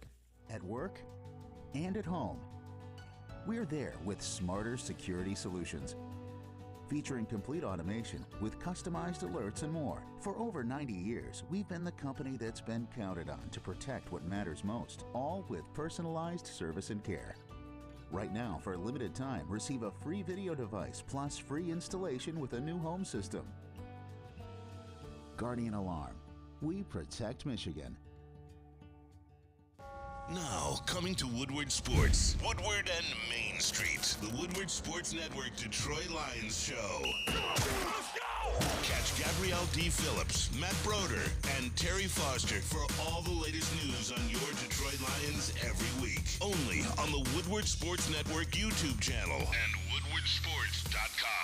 Gabby is a college student struggling to study for her big exam. Then she discovered Syntron, a healthy way for her to stay awake and focus. Jennifer frequently has chaotic days like this until she gets online, orders some Syntron, and finds her groove. April visited her local grocery store, purchased a case of Syntron, and entered to win the Syntron 100K Vegas giveaway. Pick up your case of Syntron today at any Meijer location or visit drinksyntron.com/Vegas and enter for the 100K Vegas giveaway. Let's talk about Outdoor Equipment Co., official equipment provider of Woodward Sports. Michigan-grown, family-owned. Bad boy mowers, tractors, STYL handhelds, and even weed whippers. Liberty trailers, Generac generators, snow, X-plows, and salters. Outdoor Equipment Company has it all. Buy it, rent it, 0% financing. Delivery to your doorstep. You can visit their store or go to their website at outdoorequipco.com. I love this comment, too. And Joey 2 times, man, he just delivers. He says if Gibbs was allowed to run the clock out late in the fourth instead of Craig, he would have gotten those 20 extra yards and would have gone for over 100, and people would be going nuts. Facts. Context is everything, guys. Like, I know people like to look at the stat sheet and say, well, through 3 quarters, you watch the football game. All right? Flannel. Well, Sam, at least, Sam brings up stats, but Sam's very balanced. Like, Sam will mix in some, the eyeball test. Like, if you just read off stat sheets, man, you're bound to fail in some areas. A lot of it, you need context. Now, I want to talk about Aiden Hutchinson for a second because, and Don Beats says pause, Jeff. What'd I say? I didn't hear anything. Okay, all right. See, Don Beats, you got me tripping. Okay, you're good. All right. We got you. All right, I checked. I go to you. We're looking out. All right. We're looking out. Lucas said I'm good, so I'm good. All right. Aiden Hutchinson. And I brought this up on the pregame show, and Neil went wild. And Booner did, too. I'm calling you out, Booner. Don't think you're safe, too. Woodward nights, 8 to 10 p.m. on weekdays. Yeah, I threw that in there. Free plug. Yesterday, the whole story was about Aiden Hutchinson. Right? Aiden Hutchinson this, Aiden Hutchinson that. And I did bring up he needs to have a sack. Yeah, of course. Get a sack. Or 2. And he got 2. He goes 2 more for y'all. So, I get that. And I even agreed with that statement. Aiden Hutchinson, you need a sack or 2. My big thing, though, and this is what I told Neil, is it's not just about Aiden. You go in his draft class, Kayvon Thibodeau, Trayvon Walker. Kayvon is playing next to Dexter Lawrence, who's a walking double team. And Leonard Williams. Who's a pretty serviceable edge rusher. And then you got Micah Parsons with DeMarcus Lawrence, Trayvon Walker with Josh Allen, double-digit sack guy. The whole thing, and Booner now chime in, and Jeff said the Lions need to get another end to help Hutch. Don't let this man trick you. I didn't even say that, Booner. Like, I never said that. I said somebody else needs to step up. If they can get another edge rusher, cool, but somebody else needs to help Aiden Hutchinson. Help him. And what happened, Booner? Explain to me. Benito Jones, first sack of the game. Who got the second? Derek Barnes. Derek Barnes. It's weird, right? Bizarre. It's weird how others are getting after the quarterback. It's almost like it's a team game, you'd say. It's almost like it's a team game. And when others are threats to get after the quarterback, what happens? Oh, I forgot about Aiden Hutchinson. 2 sacks and a forced fumble. It's not a coincidence that Aiden had his game, the game he had, on the same day as the rest of the guys showed up. Benito Jones, Aleem McNeil got a sack. Like, everybody was chipping in. And Aiden, by default, benefits because of that. This isn't science. Like, this isn't science. It's very simple. Like, it's football, guys. Like, Aiden Hutchinson can't take on 2-3 guys and get a sack every single play. You need somebody else to command attention. And they did that. So, again, Neil Rule, Booner, I told you so. He needed others. And you guys were all like, no, it's just Aiden. The others can just get no pressures. Aiden needs to get a sack. The others can go have a margarita on the sidelines. But I expect Aiden to get 2-3 sacks and 3 forced fumbles. It's not that easy. And I'm very glad, whether it's Aaron Glenn making adjustments, whether it's whatever it is, they got pressure from the interior, Sam, and they had other guys, even linebackers, stepping up. Charles Harris, another guy, had 7.5 sacks his first year here. He was kind of quiet. He showed up. It was great. The rest of the guys showed up to the party, and it helped out Aiden Hutchinson. So, yes, I'm glad Aiden showed up, got 2 sacks, wrecked the game, Sam. But there's context to that. The others showed up as well. Well, they did. Yes, it was obviously a total team defensive domination. They had 7 sacks as a whole as a team. But I will say this. It was so great to see Aiden Hutchinson just kind of close down the club at the end. He had 2 in the fourth quarter, including a sack fumble, which he recovered. And here's the thing. When you're Aiden Hutchinson, he was tied for the NFL lead in quarterback pressures throughout the first couple of weeks. But he hadn't gotten one yet. But when you get to the quarterback as often as Aiden Hutchinson had, or at least pressure the quarterback as much as Aiden Hutchinson had, at some point you're going to get one or you're going to get a couple, and Aiden Hutchinson most certainly did that. That was probably the most excited I was on the stream all day, was watching Aiden Hutchinson finally get one, because I was kind of tired of the whole, he doesn't have any sacks thing. And a lot of that was on him. I was expecting a little bit more from him week 2, but still, he answered a lot of questions, and I'll tell you what, 15 is still very much on the table for Aiden Hutchinson. I said that he was going to have a couple of games where he had multiple sacks, and he just got 2 in the last game. And Aiden Hutchinson, the fight for the All-Pro, the fight for the Pro Bowl is back on. And think about this. In 2 out of the 3 games, Aiden Hutchinson was dominant. He was dominant against Kansas City. He just didn't get a sack. He was dominant in the game against Atlanta, and he got a couple of them. And it wasn't just the interior that was getting those pressures. It was Aiden Hutchinson was the one a lot of the times that was collapsing the pocket. It was a total team pass rush on the defensive line. Aiden Hutchinson was the leader of that, and he dominated that game from start to finish. I don't care that he didn't get a sack in the first 3 quarters. He dominated from start to finish. That is the guy that I know and love. That is the guy who's the best player on this team. That is the guy who's going to be the Pro Bowler and maybe even All-Pro this year. Don't let him get another couple games like this, because the Aiden Hutchinson hype train is even going to go higher and higher. And you know what? He is going to get a couple of games like this. Bravo to you, Aiden Hutchinson. With the quarterbacks that are coming up, I think it's only destined, because you think about even just this next week against Jordan Love, the Green Bay Packers. Then you go into Carolina, or no, is it home against Carolina? Either way. That's at home. Bryce Young or Andy Dalton. So those are 2 games where I think he's just going to disrupt the whole game, and I can't wait to see him against. In my opinion, I think the game that he really has potential to go off again is the Saints. Because Derek Carr, he can look really good one game and then look really bad the next. And I think Aiden Hutchinson is just going to give him trouble. They have no tackles out there. Yeah, we know Orleans. Aiden's that guy. He's a stud. Like, we know that. And so the sacks were going to come eventually. I asked Aiden to step up last week. Yeah, step up. But there's also another part of that. Both things can be true, guys. Aiden, yeah, he needs to get a sack. But let's talk about the others for a second, too. And again, that's Neil Rule's quote. He always says it. Both things can be true. It's funny how that applies to everything but yesterday when we had the conversation.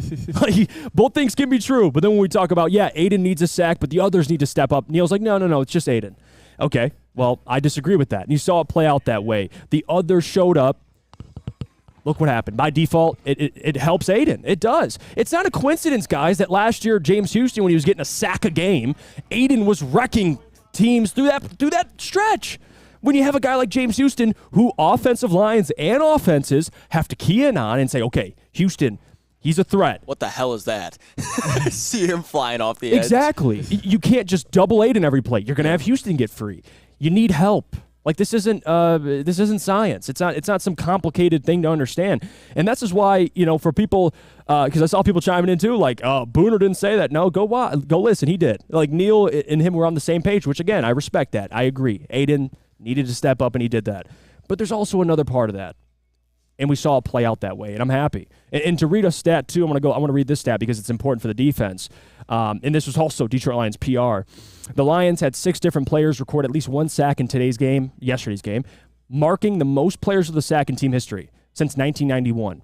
This is the first time the Lions have combined for 7 sacks, 11 tackle for losses in a single game since October 31st, 2010. So they had 7 sacks and 11 tackle for losses. Did Aiden have 7 sacks and 11 tackle for losses? No, I don't believe so. Oh, he didn't. Okay, so others stepped up. Benito Jones got a sack, Jeff. That's how you know the Lions were having a good day, and that's not a shot either. But that's a guy who usually doesn't step up, and the fact that he stepped up, hey, you love to see it. Yes, that's what matters. Love to see it. I've never been more happy to be proven wrong about a situation. Like, Yeah, I feel a lot better about 100%. Benito Jones than I do about C.J. Stroud right now. I can tell you that much. In Gritville, he says, of course it has to be more than Aiden, but Aiden has to step up, and he did. That's the whole point of this. That was legit my argument. It's not just Aiden, but Aiden does. Like, both things can be true. That was always the kind of perspective I had, and it played out that way, and I'm glad it did. Like, Aleem McNeil, we talked about him before the season. Big breakout year, and I agreed with you. That was your breakout player, and I actually was like, you know what? I can see it. Lost a bunch of weight. This is a guy that now is slimmer, still has the power. Let's see what he can do. I love Pascal, but he's hurt, so someone needed to step up, and Aleem McNeil got his sack. And again, had a hell of a game. Even Benito Jones, who I didn't think it was possible for him to have a game like he did. But again, love it. Yeah. Love to see it.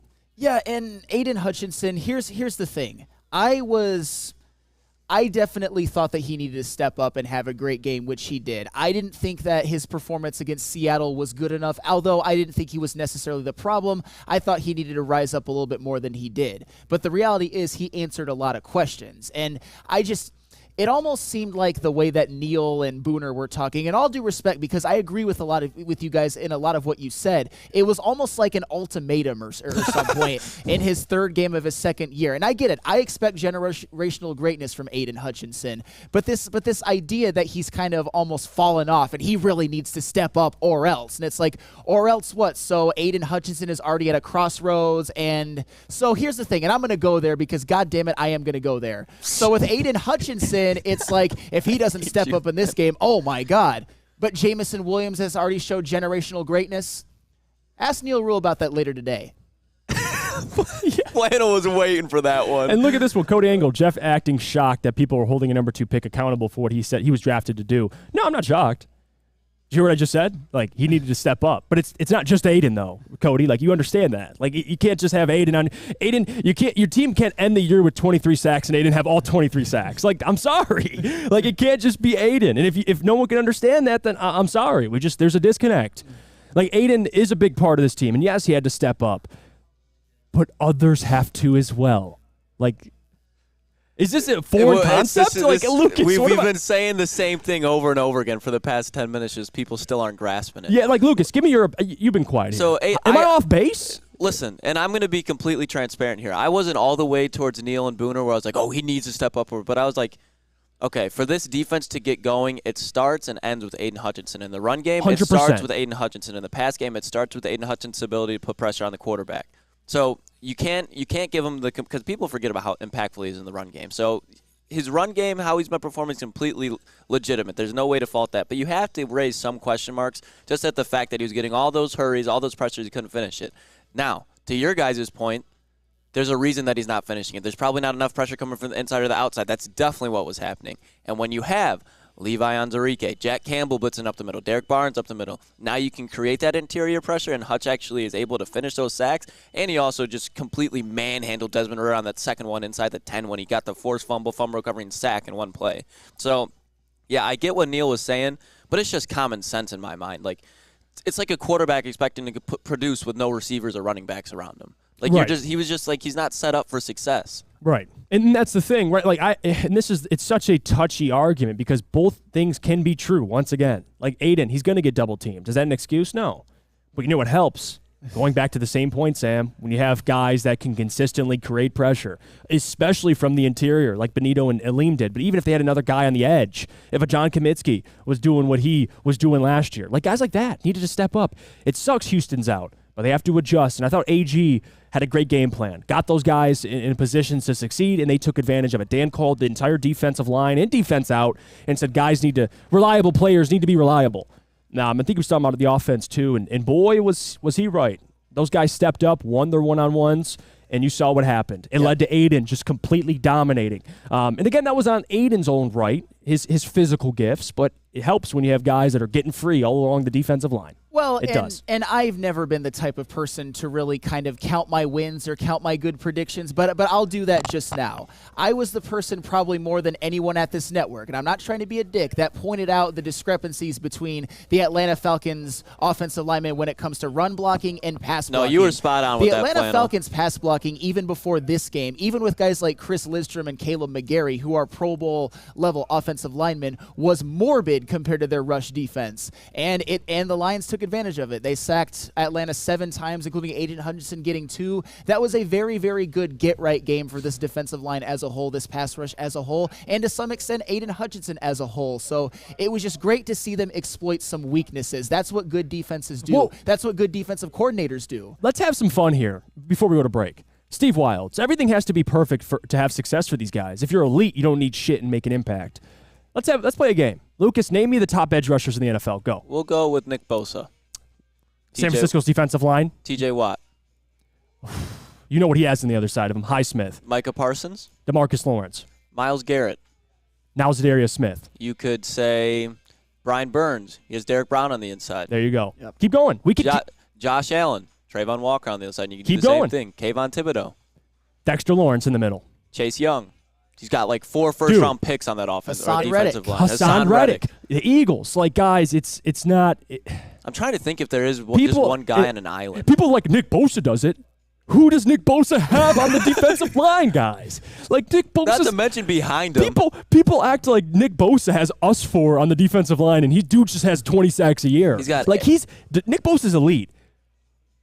But let's not just forget what he has around him either. Like, come on. I don't know. Cam Jordan, too. Another one. Like, and Ben Bauer brought up Max Crosby. Max Crosby's a good one because he doesn't have a lot of help. They had Chandler Jones, but it's really just Max. He's a dude. But, again, Aaron Donald you can bring up, Hall of Famer, arguably the greatest player of all time on defense. Like, it's very, very limited guys in the league who just dominate with no help around them. Like, I don't know. I think people kind of struggle to understand that, and they just hear Neil say, well, just step up. And they're like, yeah, Aiden, just step up, which because is true. Because it sounds good. That's it sounds great. It sounds great. Like, that sounds 100%. great in an ideal world. So that's why you have to give it some credibility. Like, yeah, he does need to step up because ideally that's what the ceiling, that's what you expect. But at some point you got to figure out, okay, how does that actually happen?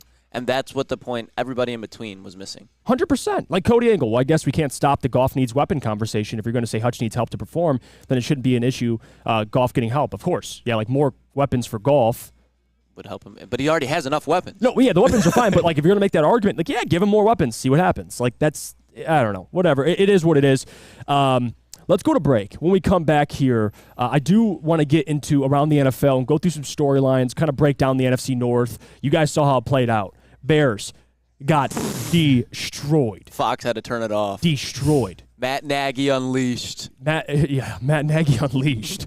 And then you had Miami put up 70. Could have broke the record, but chose not to. By the way, don't just skip over that. Like, the two of you up there didn't have the Broncos winning that game. Ooh. Double down on it. Let's burn those tapes now. That was your lock of the. I think was it yours, Jeff? Was that your lock? Yeah. All right, we'll go to break. We'll go to break. All right, I don't want to talk about it. I don't want to talk about it. Russ can't go 0-3. He can't. 70? That's ridiculous. Like and Russell Wilson, what a bum. Why can't he motivate his defense to not give up 70 points? Wow. Well, I'll tell you what. Can we hear about Swiss Insurance right now? Of course. I can't deal with the Broncos. Do you have football on the brain? Fall ushers in college and professional football, and this year is going to be awesome. Fall is also a perfect time to shop your home and auto insurance. Shop it like a pro with Swiss Insurance. They cover Woodward Sports Network, and they should be covering you too. Ask for Mark at Swiss Insurance today at swissins.com or call 248-800-4177. Again, that is 248-800-4177, Swiss Insurance. Come to any Lady Jane's Haircuts for Men for an award-winning haircut experience from one of our talented stylists and register for a once-in-a-lifetime opportunity to win an all-expenses-paid suite for the 2024 NCAA tournament for you and 5 of your best buds. That's right, college basketball's most elite event. You and your 5 best friends just get to any Lady Jane's today for an award-winning haircut experience and automatically register to win the trip of your dreams. Lady Jane's Haircuts for Men open 7 days a week. Walk in anytime. Lady Jane's, it's wicked awesome. Join Woodward Sports' own Jeff Iafrate, along with special WSN guests, for the most anticipated Lions season in decades. Filled with different surprises and expert analysis. You're not going to want to miss out. Go to our Woodward Sports YouTube channel on Sundays and tune in live from 9:30 to 11:30 a.m.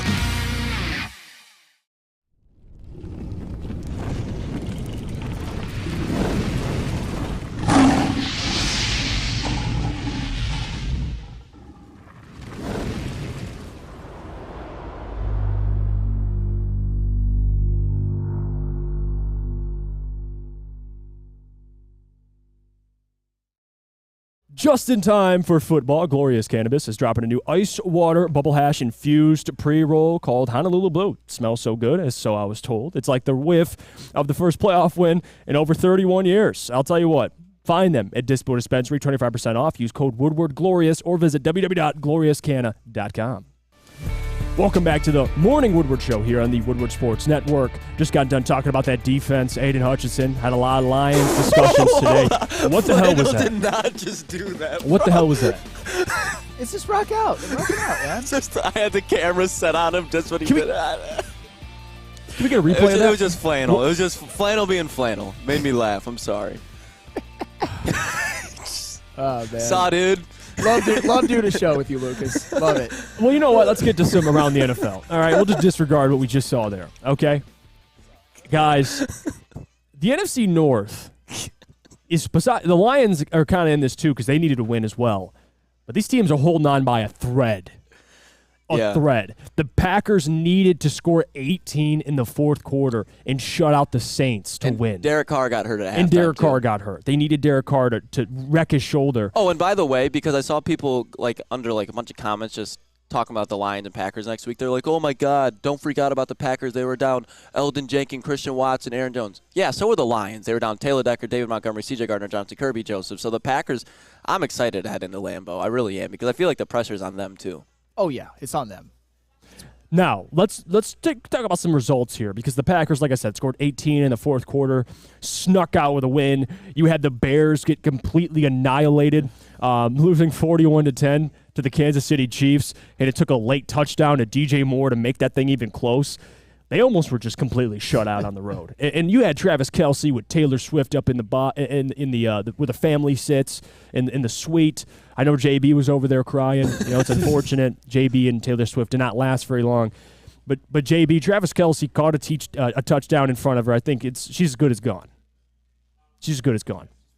She's for the streets. Travis has got his sloppy seconds. Yeah, and Travis has JB's sloppy seconds with Taylor Swift. But regardless, a lot of what the? What? What is this, dude? That's a JB creation, I think. Oh, dude. Okay. All right. Yeah, that's a little. Okay. You have the T.J. Hawkinson meme? No. I sent it in our Morning Woodward Show thing. You got to put that up. Yeah, for the I know. I people saw. Here. Yeah. Here it is. Okay. Because this, and by the way, before we get into any of the games, Minnesota lost as well. Minnesota. And we knew that would happen. I picked the Chargers to win that football game, and Justin Herbert. What was he like? He just dissected that defense. He was like 40 or 47 or something like that. Yeah. Like, they didn't run the ball. Like, and this is T.J. Hawkinson when he left Detroit, guys. Like, this is ironic. Isn't this funny? Isn't this funny? That's the kind, and this is a quote by T.J. when he was traded. That's kind of the first time I've been able to say that. T.J. Hawkinson is ready to win games after being traded to Minnesota. Oof. Go for it, buddy. Can you define win games for me? What one-score games last year? What big games did they win? They didn't win a single big game. At Buffalo was pretty big. Yeah. That Justin Jefferson play, yeah. I guess. And then Josh Allen fumbling at the goal line. Yeah, they did. Lost to the Giants in the wild card round at Daniel Jones. Well, TJ's luckily now in a situation where he's going to win some games, right? In 2027. But as of right now, the Vikings stink. They stink, and we knew this. They traded for Cam Akers. He couldn't save them. And you know what? It is what it is. Alexander Madison even had a decent day, and they still couldn't win. Yeah, and by the way, Cam Akers didn't even play. But Alex Madison did. 20 carries for 93 yards, and he kind of had a bounce-back performance. But regardless, Justin Jefferson doing what we know he does. KJ Osborne touchdown. Yeah, but They're going again, off again. the Vikings stink, and Neil Rule said it best on the pregame show yesterday. One of these teams' season's over. One of these teams' season's over. It's clearly the Vikings. You're 0-3. If I'm the Vikings, man, and not that I suggest this because we're Lions fans and we don't want this to happen, you trade Kirk Cousins immediately, and you tank. That's what you do. Well, you trade Kirk Cousins, you tank, and you try and get a high pick to select one of these quarterbacks coming out of the draft. But Minnesota, most likely, knowing Minnesota, will keep Kirk Cousins on the last year of his deal. We'd love to hear it. That's what it sounds like to me, Sam. Oh, man. That was a result that made me very, very happy because before the season and even after week 1, I predicted that the Minnesota Vikings would implode and be a 6-win football team. And it's looking like they might struggle to get to 6 wins at this point, especially if they decide to go the route of tanking. But also, I was so happy for my guy, Justin Herbert. He finally caught a break. The Chargers defense finally stepped up after they went for it on 4th and 1 on their own 24, and they got an interception by Kenneth Murray off of a tip pass, which probably saved Brandon Staley's job. It was intended at T.J. Hawkinson, too. Yeah, it was intended for T.J. Hawkinson, but Justin Herbert, the guy that I keep being told is mid and is a loser, was 40 of 47 for 405 yards, 3 touchdowns, no picks. Justin Herbert is an elite quarterback in the NFL. It's just his defense let him down in the first couple of games, and they were about to let him down in this game before they came up with a timely turnover. And obviously we know about the Bears looking like the worst team in NFL history. The Chiefs are elite. It was very, very disappointing that the Saints couldn't hold on to a 17-0 lead and the Packers were able to win. But like you said, Lucas, I'm still confident that the Lions are a better team moving forward. But the Packers still, for them, I got to give them credit. It was a big win. They took advantage of knocking Derek Carr out of the game, and they got it done at home. They absolutely did. But do you know who else kind of quietly under the radar played probably the best game he's played since 2020? How about Deshaun Watson? Yeah, the Cleveland really Browns. Good. I mean, no Nick Chubb, no problem, right? I had the Titans winning that game. Yeah, I did too. And they, boy, we were wrong, Lucas. Yep. Yeah, and we were wrong. I believe Myles Garrett, what did he have? 3.5 sacks, just dominated that game from start to finish. Oh, and speaking of interdivision people, because I have to give this guy credit because he's a very, very good, fine Michigan man. How about Rashawn Gary? He balled out for the Packers. He had 3 sacks. He's definitely a guy that the Lions' offensive line has to account for. And if he can stay healthy, he's going to be a problem for years to come. That's what his problem is. He's always great, but he's always hurt. Yeah. Yeah, no. Was he hurt coming out of Michigan too? I don't believe he was hurt coming out of Michigan. He had an injury in college though, didn't he? He did. His problem in college was he wasn't as productive as his talent dictated. And I know Lions were even discussing taking him in that draft, and a lot of people were against it. I was, but I'll tell you what, Rashawn Gary, he's one of those guys that I think will turn out to be a better pro player than he was in college. But he certainly balled out as well. And obviously, the Miami Dolphins putting up 70. They rushed for over 280 yards. Yeah, that's ridiculous. And by the way, Devin Achane, whoever had him in fantasy, you're a guru. I had to go up against Braylon, and he had Keenan Allen, who had 215 yards, 15 receptions, and like a 60-yard passing touchdown, and Raheem Mostert. Mm-hmm. That in a 14-man league, that just wiped me out. Yeah, no hope. That's a tough one. And Braylon he forgets to remember to start his players. Yeah, Christian Watson was out, and he was in his flex, and he still just creamed. Oh, yeah. Pause. And we have to actually, I would say, put Lucas Klotz on the stand because the Houston Texans dismantled the Jacksonville Jaguars 37-17. And C.J. Stroud, I mean, in terms of all the rookie quarterbacks, he's the one that's looking the best so far. I know Anthony Richardson was out with the injury, and he was looking good before that. But C.J. Stroud has looked just fine. And the Jacksonville Jaguars, they don't look like a Super Bowl contender. No, you know what? And I got to be honest with the people here, okay? Because I'll take accountability here. I like the Jacksonville Jaguars a lot. I did. I still do. They could win that division still, but my confidence level is slowly decreasing by the minute not even by the day, by the minute. Like I'm getting more and more terrified. But I like the Jaguars a lot. But speaking of that division, taking the stand. CJ Stroud, you're on the stand, and we both took an L because I picked the Jags to get far and have success. So I took an L, but you really took an L. Yep. You said Lucas CJ Klotz would be Cheeks. Lucas Klotz, the ball knower of Woodward Sports Network. I was wrong. At least so it has seemed so far. I've called for Justin Fields' success, and I've called for C.J. Stroud's downfall. And that, I can't have that with the title of a ball knower above my head. So this is a blemish on the record for sure. I was wrong. I'm going to get better. I apologize. I think what really this was, ignoring the talent and letting my hate for Ryan Day kind of creep in. Tank Dell, sitting on my fantasy bench, went off. Trevor Lawrence, Calvin Ridley, both in my starting lineup, not a thing. He went and he beat my MVP candidate. My guy that I said the Jaguars could potentially have the best record in the AFC. And C.J. Stroud right now, he looks like the offensive rookie of the year in my opinion. You threw for 400 yards last week and you beat T-Law, Doug Peterson, that Jacksonville Jaguars team. Yep. Lucas Klotz was wrong. I was wrong. Man, love the account. Yeah, I mean, on the road, dude, that was impressive, man. I mean, he deserves a ton of credit, CJ, because even with that offensive line, I read a stat that the Houston Texans offensive line is giving up the most pressures in the league. Shout out to D'Amico Ryans, though. So, like, too. Even the whole, like, D'Amico, too, that defense is buzzing, too. But you look at Ohio State quarterbacks, they need to be comfortable. They're used to having the best offensive line, the best weapons, which is very true. CJ is in a situation where he doesn't have the best weapons. He's got young guys, Tank Dell, who's nice. He actually is really nice. But regardless, it's young Nico Collins. Yeah. Like I'll give him credit. Jordan was scoring touchdowns yesterday. Brevin Jordan. But he doesn't have everything perfect. No, you're right. And he's still making it work. You're right. I'm wrong. I think he can be the Ohio State quarterback to kind of break that narrative because he already has more 300-yard passing games than Fields, who played like shit. Oh, Justin. I was wrong about him. C.J. Stroud in his back-to-back weeks outperformed Justin Fields' peak. Playing like garbage. Yeah. Like Justin Fields, I get he had all those rushing games last year, but I would take C.J. Stroud's last 2 weeks over Justin Fields' damn near whole career at this point. Justin Fields is terrible, and I wanted him to be. I mean, I didn't want him to be good because I'm a Lions fan, but I just thought that he was going to be good. But that Chicago Bears team, do they even equal their win total from last year? They had 3. They look like the worst team in the NFL right now, and it looks like Ryan Poles, the guy who is kind of considered one of the other wonderkins of NFL GMing, a lot of those moves don't look so great, or even if they don't look great, they don't look like they're going to amount to a whole lot of anything because the Chicago Bears are terrible. At most, they're going to win 5 games. No, don't even. The Minnesota Vikings could try to tank, and I still think the Chicago Bears are going to beat them to the 1 spot. I really do. They might get 3 again. I think if the Chicago Bears and Arizona Cardinals played, the Arizona Cardinals would whoop their ass. The Arizona Cardinals have actually looked pretty good. They just beat the Cowboys, by the way. Shout out that. Ray Dakota Prescott, how you looking now? Shoo. Shots, explosives. Hey, maybe Jonathan Gannon can coach. Yeah, maybe. And by the way, I gotta go on the stand for that. We all are taking turns here. All of us, yeah. Dallas Cowboys are not the best team in the NFL.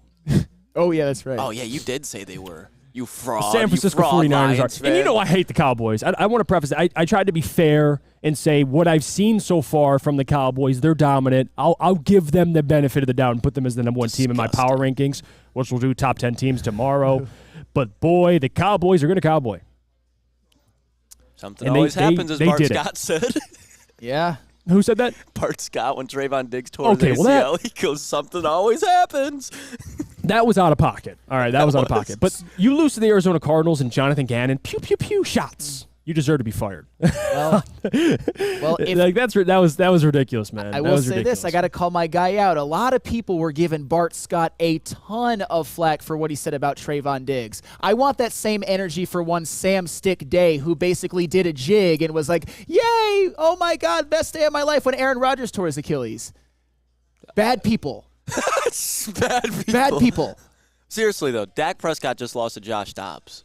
Ooh. Let that sink in. Not he got good. out-dueled with a better defense, better run game. Tony Pollard was going off yesterday. That Arizona Cardinals defense, too, was flying around there, dude. They were flying around there. Jonathan Gannon's got those boys rolling in Glendale right now. Jonathan Gannon, dude. Oh, that was ridiculous. Maybe he can coach. Oh, they've been competitive in every single game. That's the funny thing. Yeah, they have. With Josh Dobbs as quarterback, and that's... Murr's got those boys rolling. Yeah. Call them Impractical Jokers. That's what the Arizona Cardinals are. Oh, my God, he is Murr. He looks so much like Murr from Impractical Jokers. It's not even funny. It's disgusting. And then Arthur Smith looks like Big Cat from Barstool. Yeah. Oh, yeah. Like exactly identical. Especially with that mustache. Let's go to break here. Coach Walk 37 says Denver, Jacksonville, and Dallas. Yeah, it wasn't a great weekend for me, Coach Walk. I'll be honest with you. I mean, what's the problem here? Jacksonville, I was confident in them. I thought they were going to be a good football team. Many were. people did. I liked their roster, but boy.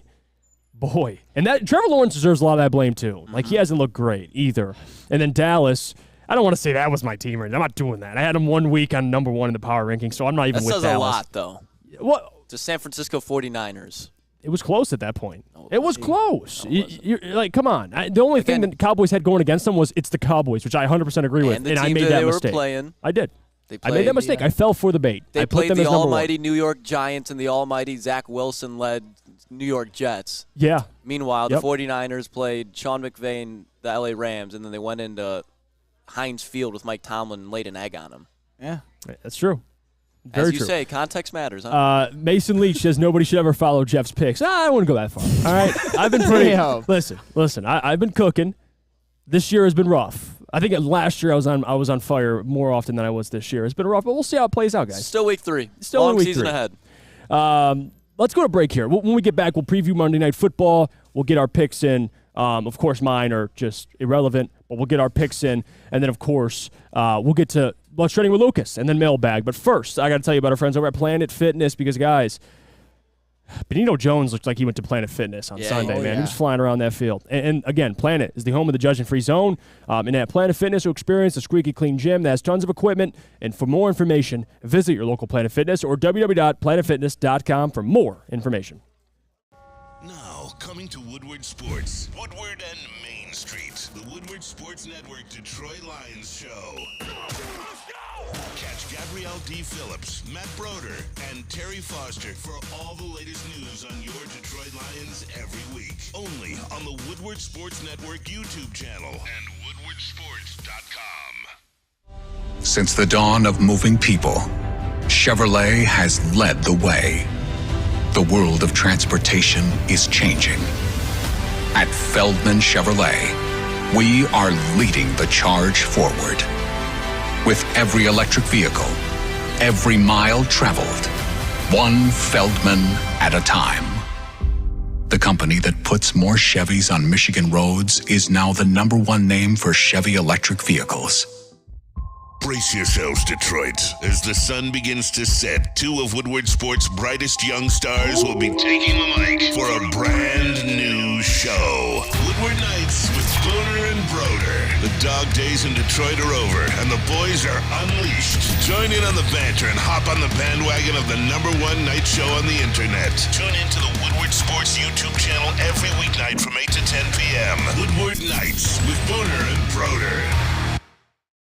Let me tell you about our friends over at the Academy of Warren. It's a brand new state-of-the-art sports dome field house. They got that over there at the Academy of Warren. Regulation basketball court, volleyball court, and soccer field. You can use the soccer field for 7-on-7 football. If you enroll your kids today with grades K through 8, they got features, small classroom sizes, of course, K through 8 athletics, free breakfast and lunch, futuristic media center, and much more. Enroll your child today at academywarren.net. All right, we're back here. It's the Morning Woodward Show here on the Woodward Sports Network. If you guys are listening, appreciate the listen. I haven't really said much about liking the stream. I don't know what Sam's doing, but he's dancing. It seems like he's crushing it. He's withdrawing from whatever he took last night. He's got beads on. He's got the sunglasses on. And I want to say shout out to the people because I didn't really say much about liking the stream, and you guys have crushed it. So, again, big thank you for that. It's that Victory Monday in the air, much baby. appreciated. Yeah, of course. All of Detroit wants to Victory win. Monday. The spirits are high in Detroit. People are happy. Of course, it's easier to break down a win and critique a win than it is a loss. It always is. But again, for tonight, Monday Night Football, doubleheader. And this is what I love about Monday Night Football the last 2 weeks is we got 2 games on. And this week, we have 2 matchups. The Rams taking on the Bengals with Puka Nacua. Puka Cup.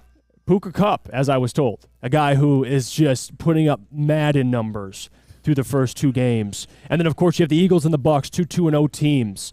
Bucs are 2-0 leading that division. I think that game could be good. I think the Bucs will keep that thing close. Defensively, they got the pieces. And then if Baker just takes care of the football, Baker might be I like Rashad White.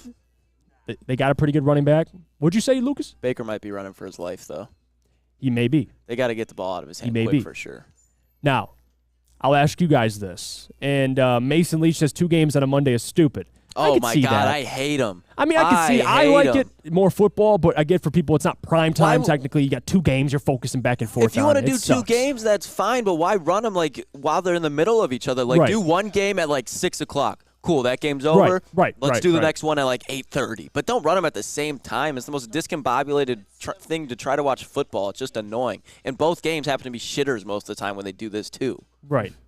And you know what? I guess it's all subjective. I don't mind it, and I'll ask you guys your opinion on this. We'll start with the first game, 7:15.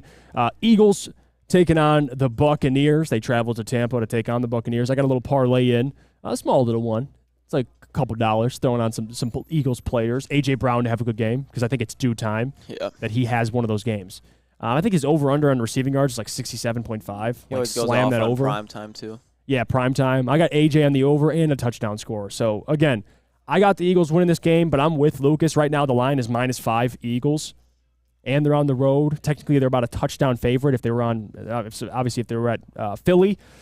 Give me the Eagles, but I think the Buccaneers keep it close. All right. I will give you my prediction, but first, I got to tell you about Lions postgame. Woodward Sports' own Tom Mazaway, along with Sam Stick Day, will be hosting our Lions postgame show after every Lions game all season long. Tune in on the Woodward Sports YouTube channel for their hot off the press takes, game analysis, and Kool-Aid sipping celebrations. You won't want to miss it. You guys, I'm sure you guys all turned in to that epic celebration that they had on the postgame show yesterday after the Lions defeated the Falcons. You never want to miss those. You won't want to miss it. Maz, Sticks, special guest Lucas Klotz. We had Kool-Aid in the house. We had Anson each week directly following every Lions game, exclusively on the Woodward Sports Network YouTube channel. All right, so in this game, I know that we should want the Eagles to lose just for the purpose of seeding. I know it's kind of cringe to be scoreboard watching so soon, but still, there's only 17 of these. Right. But I think that the Philadelphia Eagles will body bag the Tampa Bay Buccaneers, and you know why? Because I hate Baker Mayfield and he just sucks, and he can't, and they can't continue to win. Jalen Carter is going to get a bull rush up the middle and body slam Baker Mayfield, not to where he gets hurt, but because I don't root for injury, unlike Sam Stick Day, but enough so that he shooketh and he looks and he thinks twice before he takes another snap again. Baker Mayfield is a bum, and as long as he keeps winning, you've got your few people kind of scattered around the sports media realm who are so annoying with their Baker praise and excuse all of his failings. So give me the Philadelphia Eagles. He's got that Eagles. Dog in him, Flannel. He does not have that dog in him. He's does. got that little man syndrome. Yes, he does. He has no that dog. in and him. that's no dog. That's the thing about Baker is run from the cops again. Yeah. Why don't you? Well, this is okay. He did that. He did that on camera. He has poor judgment. He got leveled, too. He did. He got taken out by that cop right into the cement. That's what Jalen Carter's going to do to him tonight. And here's the problem with Baker is you just don't know if one of those stinkers are coming. I have confidence, and I think, Lucas, you'd agree that I think it'll be a closer game, maybe a 7-10-point win. I don't think it'll be a blowout. I'm just relying on Tampa's defense and the fact that Philly's offense really hasn't looked like they've gotten anything flowing yet. They don't look. They've had good plays, but they don't look like they have chemistry right now, and that has to do a lot with Steichen leaving. So, and Tampa's defense is always year in and year out. The last 3-4 seasons been locked down, so they'll keep it close, I think. Eric Allen says Tampa missing some pieces on defense. Jeff may want to rethink that pick, bud. What are they missing? I don't know. Either way, I'm still very confident in how deep. That's a deep defense. Yeah, I don't have the injury report in front of me. I'd have to check that. But Richard says, love the show, guys. Appreciate you, Richard, for tuning in, supporting the boys. And for all the people now taking their hate out on Justin Herbert, saying Baker's better than Herbert. That guy's been in there the whole time. Hey, Baker's won more playoff games than Herbert, Flannel. Just saying. That is fair. Baker's a winner. Oh, he's Justin a winner. Herbert's a loser. Here we go again. Paulo says, I take Baker over Ritter, Fields, and Zach Wilson. Ooh, congratulations. Yeah, I don't know. Regardless, though, what about the next? And so I got Eagles, but close. You have Eagles by blowout. Yes. What do you think, Lucas? Eagles, but closer? Yeah, Close Eagles game? probably like by 5-6 points. Okay, next game, Rams and Bengals. Bengals are getting their win here. It's at home in Cleveland. I know how well the Rams have been playing offensively, at least with Matthew and Tutu Atwell and Puka Nacua. Like, we know what they've been doing in the past game, but it's time for the Bengals to get a win here. It's just time. Burrow's banged up, and this Rams team has stepped up time and time again. They're going to get revenge on the Rams for that Super Bowl. Yeah, it's a good point to have. I'm going to go with the Bengals, but I'm not confident. If Burrow plays, they're winning. If they don't, then yeah, of course, it'll be a. I got Bengals win, but I'm not confident in it. My contingency is Burrow playing. But I got the Bengals winning. All right, I got the Rams winning this one because do we really want this version of Joe Burrow out there? And I get it. I will grant him that he is not 100% himself, but he has not played well this year. And I'll tell you what have the Rams done well this year? They've thrown the ball around the yard to Puka Nacua and Tutu Atwell. That is and true. where are the Cincinnati Bengals? One of their deficiencies is their secondary. They lost both of their safeties. I would say their corners as a whole are below average. And I think that's what ultimately hurts them in becoming a contending team down the road. But this year, stick a fork in the Cincinnati Bengals. After they go to 0-3, they're done. Give me the Los Angeles Rams in this one. And there Upset special. There you have it. What about you, Lucas? What do you think? I already said I think Bengals win, but it's going to be close. Okay. Like, I'm not confident in it. All right, there you go. There you have it. We'll go to break. When we come back, it's What's Trending with Lucas. And then, of course, Mailbag. Thank you guys for tuning in. It's the Morning Woodward Show here on the Woodward Sports Network. We'll see you guys right after the break. Hey, this is Mr. Kearney, Chief Academic Officer, Academy of Warren. I want to welcome you to the brand new field house. The state-of-the-art facility has a regulation basketball court, volleyball court, soccer field. It can be used for 7-on-7 football. Our K-8 academic features AM, PM, latchkey, small classroom sizes, learning street, futuristic media center, free breakfast and lunch, Holton Mifflin curriculum, academic games, K-8 athletics, and more. Enroll today at academywarren.net. Woodward Sports' own Tom Mazaway and Sam Stick Day will be hosting our Lions postgame show after every Lions game all season long. Tune into the Woodward Sports YouTube channel for his hot-off-the-press takes, game analysis, and Kool-Aid sipping celebrations. You won't want to miss it. Join Maz, Stick, and special guests each week immediately following every Lions game, exclusively on the WSN YouTube channel. To any Lady Jane's Haircuts for Men for an award-winning haircut experience from one of our talented stylists and register for a once-in-a-lifetime opportunity to win an all-expenses-paid suite for the 2024 NCAA tournament for you and 5 of your best buds. That's right, college basketball's most elite event. You and your 5 best friends just get to any Lady Jane's today for an award-winning haircut experience and automatically register to win the trip of your dreams. Lady Jane's Haircuts for Men open 7 days a week. Walk in anytime. Lady Jane's, it's wicked awesome. How about them Lions, baby? We're smoking on that Falcon pack. Shout out Dispo, your local cannabis plug. But where was I? Those Detroit Lions. Look, last week against those Seabirds from Seattle, complete and utter team loss. Coaching, players, everything. Loss. Today, on the 24th of September, the Detroit Lions had a complete team win from coaching to personnel. And how about those rookies? How about Brad Holmes? 2 second-rounders performing better than 95% of the teams that are on the NFL's first-rounders. Jack Campbell getting a sack. Sam Laporta, those Iowa Hawkeyes, damn did they look good. And how about those Crimson Tide? Brian Branch, 11 tackles, you kidding me? Making great solo tackles out there. Jahmyr Gibbs, more total yards than Bijan fucking Robinson. So you tell me where this Lion team's going. Oh, by the way, Emmanuel Mosley's coming back soon. Taylor Decker's coming back. David Montgomery's coming back. You know who else is coming back? Jameson fucking Williams. You get ready when J-Mo returns. Green Bay next week. Let's get it. Baby. Oh, yeah. Lucas Klotz. Hey. Smoking that Falcons pack. Smoking on those dirty birds. Juice's Ghost said, why are you smoking like it's the first time you have? Trust me. Trust me, it is not. I lit one before that. I was just making some content. Ryan says that was a baby hit. Tyler says Lucas shooketh the camera angle. Steven says Lucas becoming as cringe as Sam. Oh. Juice's Ghost says this clip smells like Columbus. Damn. I agree. I'll take Columbus. It's I better agree than with that Toledo. statement.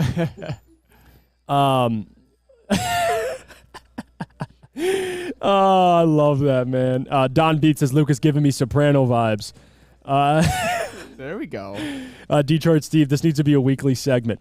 Lions Nation Station, best show in the D. Appreciate you, Lions Nation. You're the GOAT, man. Let's see what you got for What's Trending with Lucas. What an intro, smoking that Falcons pack. Indeed. What you got for us, But Lucas? here, we talked kind of about the Broncos game already. I don't know if you saw this, but Garrett Bowles, their offensive lineman. He had some choice words after the game. Right now, what are the emotions like going through your head personally?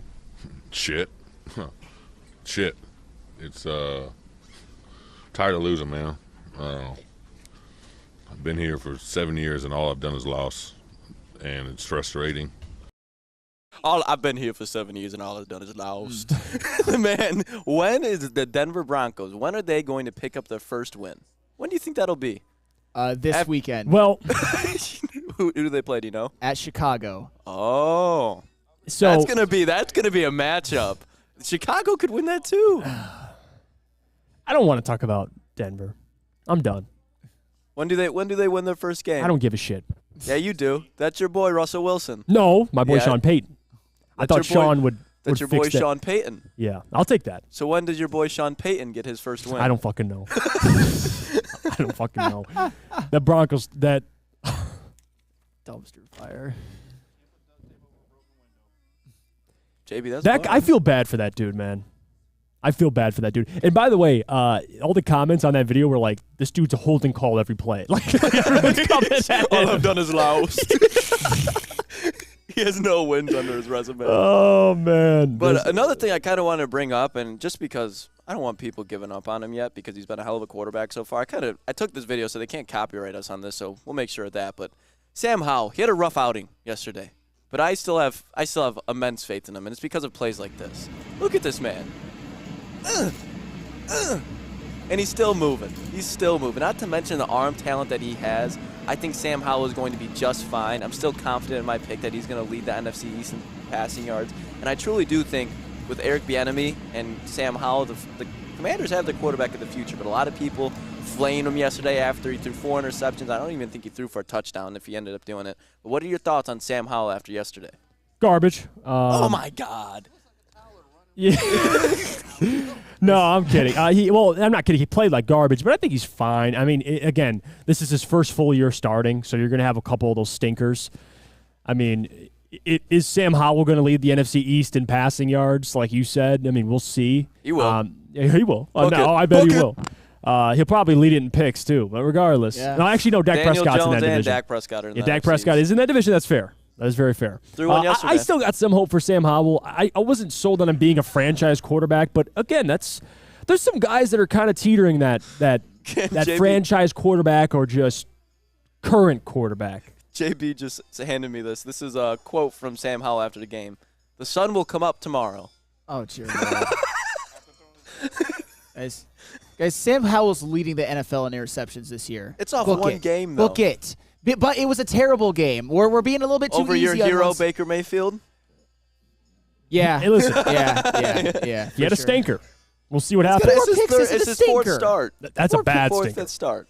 All right, fine. Make excuse. There's a reason why Commanders fans and people who are prognosticating the Commanders were like, you've got Sam Howell as your quarterback. What the F are you doing? And I get it. He's looked better than we thought he would for the first couple of games. But you can't throw 4 picks and not just get eviscerated the next day. That is also true. And what is also true is I don't know what this was yesterday. Ben Johnson had Ryan Neeson, however you want to say it, Nelson, the DC for the Falcons, on his knees. On his knees. But I saw this. What did you guys think when you saw this? I don't know if you did, but I saw this, and I was like, what listen, Ben Johnson took his will. Literally reached into his chest and ripped his heart out. That is a man that has nothing left. He's just done for. He's seen enough. They broke that man's will. He has nothing else to give. Look at I can't take it anymore. Probably threw the iPad on the ground. I know, right? Felt bad afterwards. Ryan Nielsen sitting there like, dude, I should have became a fucking accountant. I swear to God, I didn't want to do this shit anyway. I went to school. My mom told me to be an accountant. I chose this shit. And look what's happening. Ben Johnson's on the other sideline. Somebody's having a midlife crisis in the middle of the second quarter. He saw Sam Laporta have that 55-yard touchdown. It was chops. I should have took that job. I should have took that job out of college, man. I shouldn't be doing this shit. I got Ben Johnson over there cooking up a formula that's just too. It's like that. What's that movie? Is it The Hangover? Where all the numbers. The numbers, Zach man. Allen. The numbers. Imagine he spends like 70 hours a week, probably like more like 80, 90 away from his wife, family, his kids. He's second quarter. And everyone's saying like, that man got his kneecaps bit. Oh. That's actually a fair point. Yeah. Great one. That's fair. And Steve G says we score 20. It's not just the points, man. It's the play calling. Like Sam Laporta. Steve G's got a point, though. That it's not like the offense just put the Falcons' defense in a body bag or anything like that. The Lions' offense was very good through the first half, but in the third quarter, it was that defense that saved the Lions after they kept going 3 and out, 3 and out, 3 and out.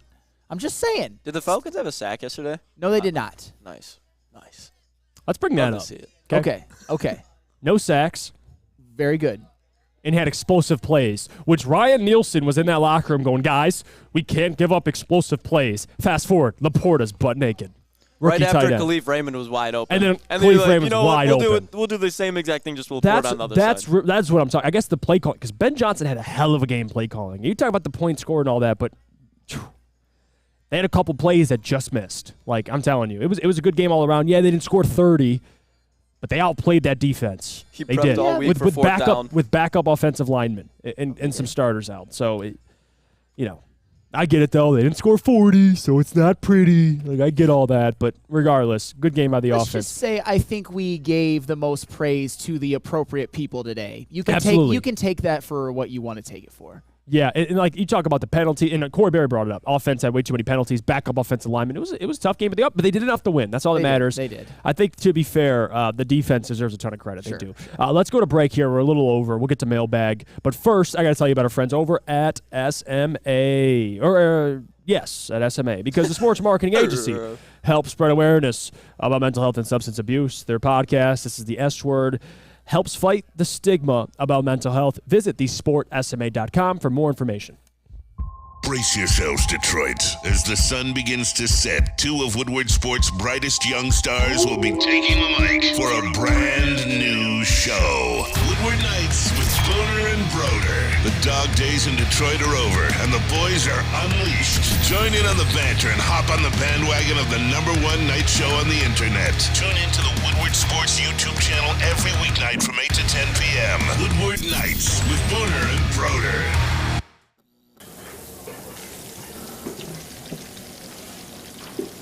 Burgers and chicken sandwiches are taking over at Big Boy. Try our new pretzel bacon cheeseburger. Turn up the heat with Bob's Hot Chicken Sandwich. Upgrade those regular fries with our chili cheese fries or loaded baked potato fries. Hit your sweet tooth with funnel cake fries or Reese's chocolate peanut butter thunder cake. Load up on all your favorites today at Big Boy. Join Woodward Sports' own Jeff Iafrate, along with special WSN guests for the most anticipated Lions season in decades. Filled with different surprises and expert analysis. You're not going to want to miss out. Go to our Woodward Sports YouTube channel on Sundays and tune in live from 9:30 to 11:30 a.m. Join Woodward Sports and Long Drink before Lions home games, every single one of them. It's at Eastern Market and Shed number 5, and it's going to be a bash.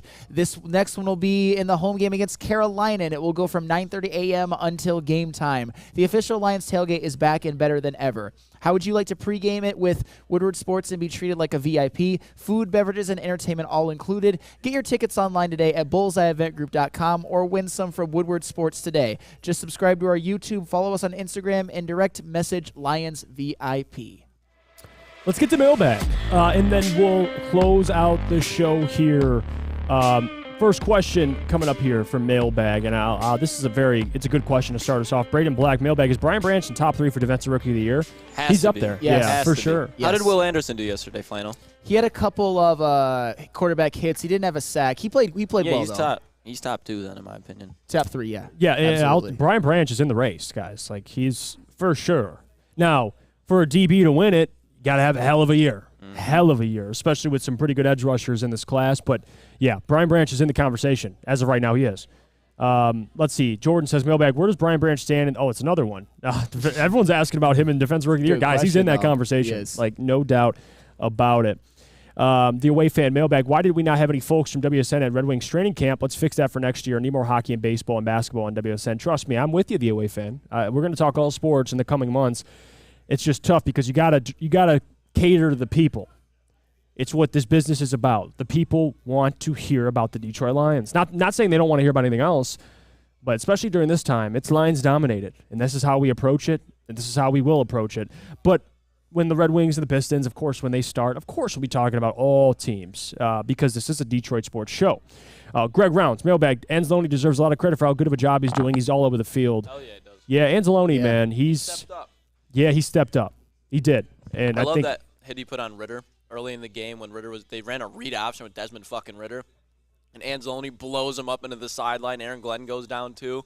Aaron Glenn, boots on the ground. He's hanging in there with the troops. He doesn't need no box. No, he doesn't. Dog. Aaron Glenn, dog. Yeah, no doubt. He could probably suit up, be out there too.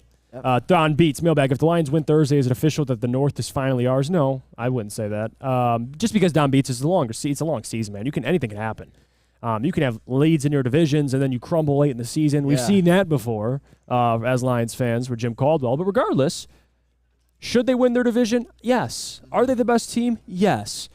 But this football, like I said earlier, is a week-to-week game. Like the Packers looked like absolute garbage yesterday. It doesn't mean they'll show up Thursday. Like you just don't know. They'll be at home this Thursday too.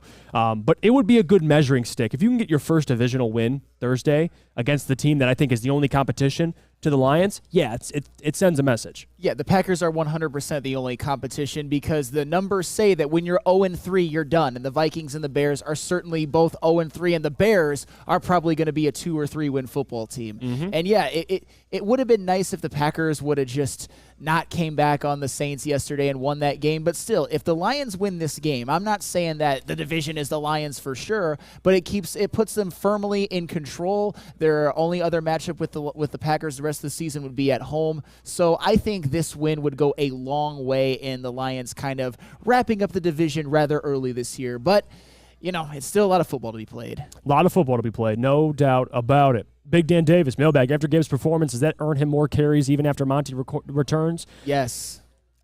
Yes, but if you're talking about more carries as in like 18 to 20 carries a game, no, that's not going to happen. I think he should get around 10 to 13. That's probably his sweet spot. He should be utilized more, and he will be. I'm not worried about it, in the passing game. He's too much of a weapon not to be. When Monty gets back, I expect more catches out of the backfield. I expect more catches in the passing game. But, yeah, I think more carries than 7. Yeah, that's way too. That's not enough for a guy like him. It just isn't. No. Got to give him double-digit carries. Brandon Hasso says, honestly, I don't care that the Packers won. Makes the game more exciting. That's my confidence level. I love it. Packers. It does. I mean, you're down 17-0 in the fourth quarter. After you just lost a fourth quarter lead against the Falcons, like the Packers. And Jordan Love looked like butt cheeks. You see that one pass where it was like they did the throwback to him, and he looked like he was Bambi out there trying to throw the ball. Pathetic. Mason Leach, mailbag. Jeff, is your favorite team the Cleveland Bengals? Is that what they're calling them now? No, no. You earlier you were like Joe Burrow at home in Cleveland. I think they pick up. Oh, the win. Excuse me, in Cincinnati. Is that really what Mason was holding on to for 20 minutes? Yeah. Okay. People don't forget. I know. Cincinnati. Jesus. Technically they are the Cleveland Bengals because the Browns whoop their ass every time they play them. So, you know what? True. There's that too. Let's see. Keith, mailbag 1 to 10. How do you feel about Jerry Jacobs' play? I'd give him about a 7-6 on Sunday. He didn't have a great game, but he stepped up. He was good. Just like Aiden Hutchinson, we talked about. Aiden Hutchinson needs to perform for Aiden Hutchinson, or the others need to step up for Aiden Hutchinson to succeed. It goes for every player on that defense. Not to mention the coaching stepped up. I will say time and time again, Jerry Jacobs did have an extremely rough game, but coaching set him up for failure last week. Mm-hmm. No doubt about it. Jesse Adams, mailbag. Jeff, can you ask Sam about how wrong he was about Bama? I told you Nick would be ready. Yeah, I was wrong. I mean, Bama. I was wrong, too. I thought Bama would pull it out close. I didn't know Ole Miss, they had that juice. Well, and the thing is with Alabama, even though they're lacking some of the vintage skill position players on the running back and the wide receiver position, they got some dudes on the defense. Dallas Turner, Kool-Aid McKinstry, those are first-rounders right there, upper first-round players, and they held that Ole Miss offense in check to 10 points. So bravo to Alabama. Maybe they're not done. Maybe they shouldn't be etching Nick Saban's professional tombstone just yet. Nick Saban, dude, I even though everybody thought he was, was written last week, I thought Alabama would win this football game. I didn't think it'd be that. 2 touchdowns. Yeah. I didn't think it'd happen like that. But regardless, this is Saban. You're going to find a way to win football games. For some reason, they've had Ole Miss's number, so there's that too. But I thought Ole Miss would put up a bigger fight than that, man. That was bad. But regardless, we'll talk about more college football this week because I do want to talk about Colorado and I don't want to do it now. We'll save all that because I have some thoughts on Colorado when I get out there. But thank you guys for joining the show, tuning in. We're here at Feldman and Novi. Come check it out, man. They can take care of anything you need them to. My Chevy is still doing well. I love it. I got it here. They gave me a deal on it, and I'm still happy with it to this day. So, again, we'll be here. Big D Energy will be here as well, 11 to 1. Until tomorrow, we'll be back at the studio. Jeff Iafrate, Sam Flannel, Lucas Klotz, JB, the entire crew's here. We'll see you guys tomorrow.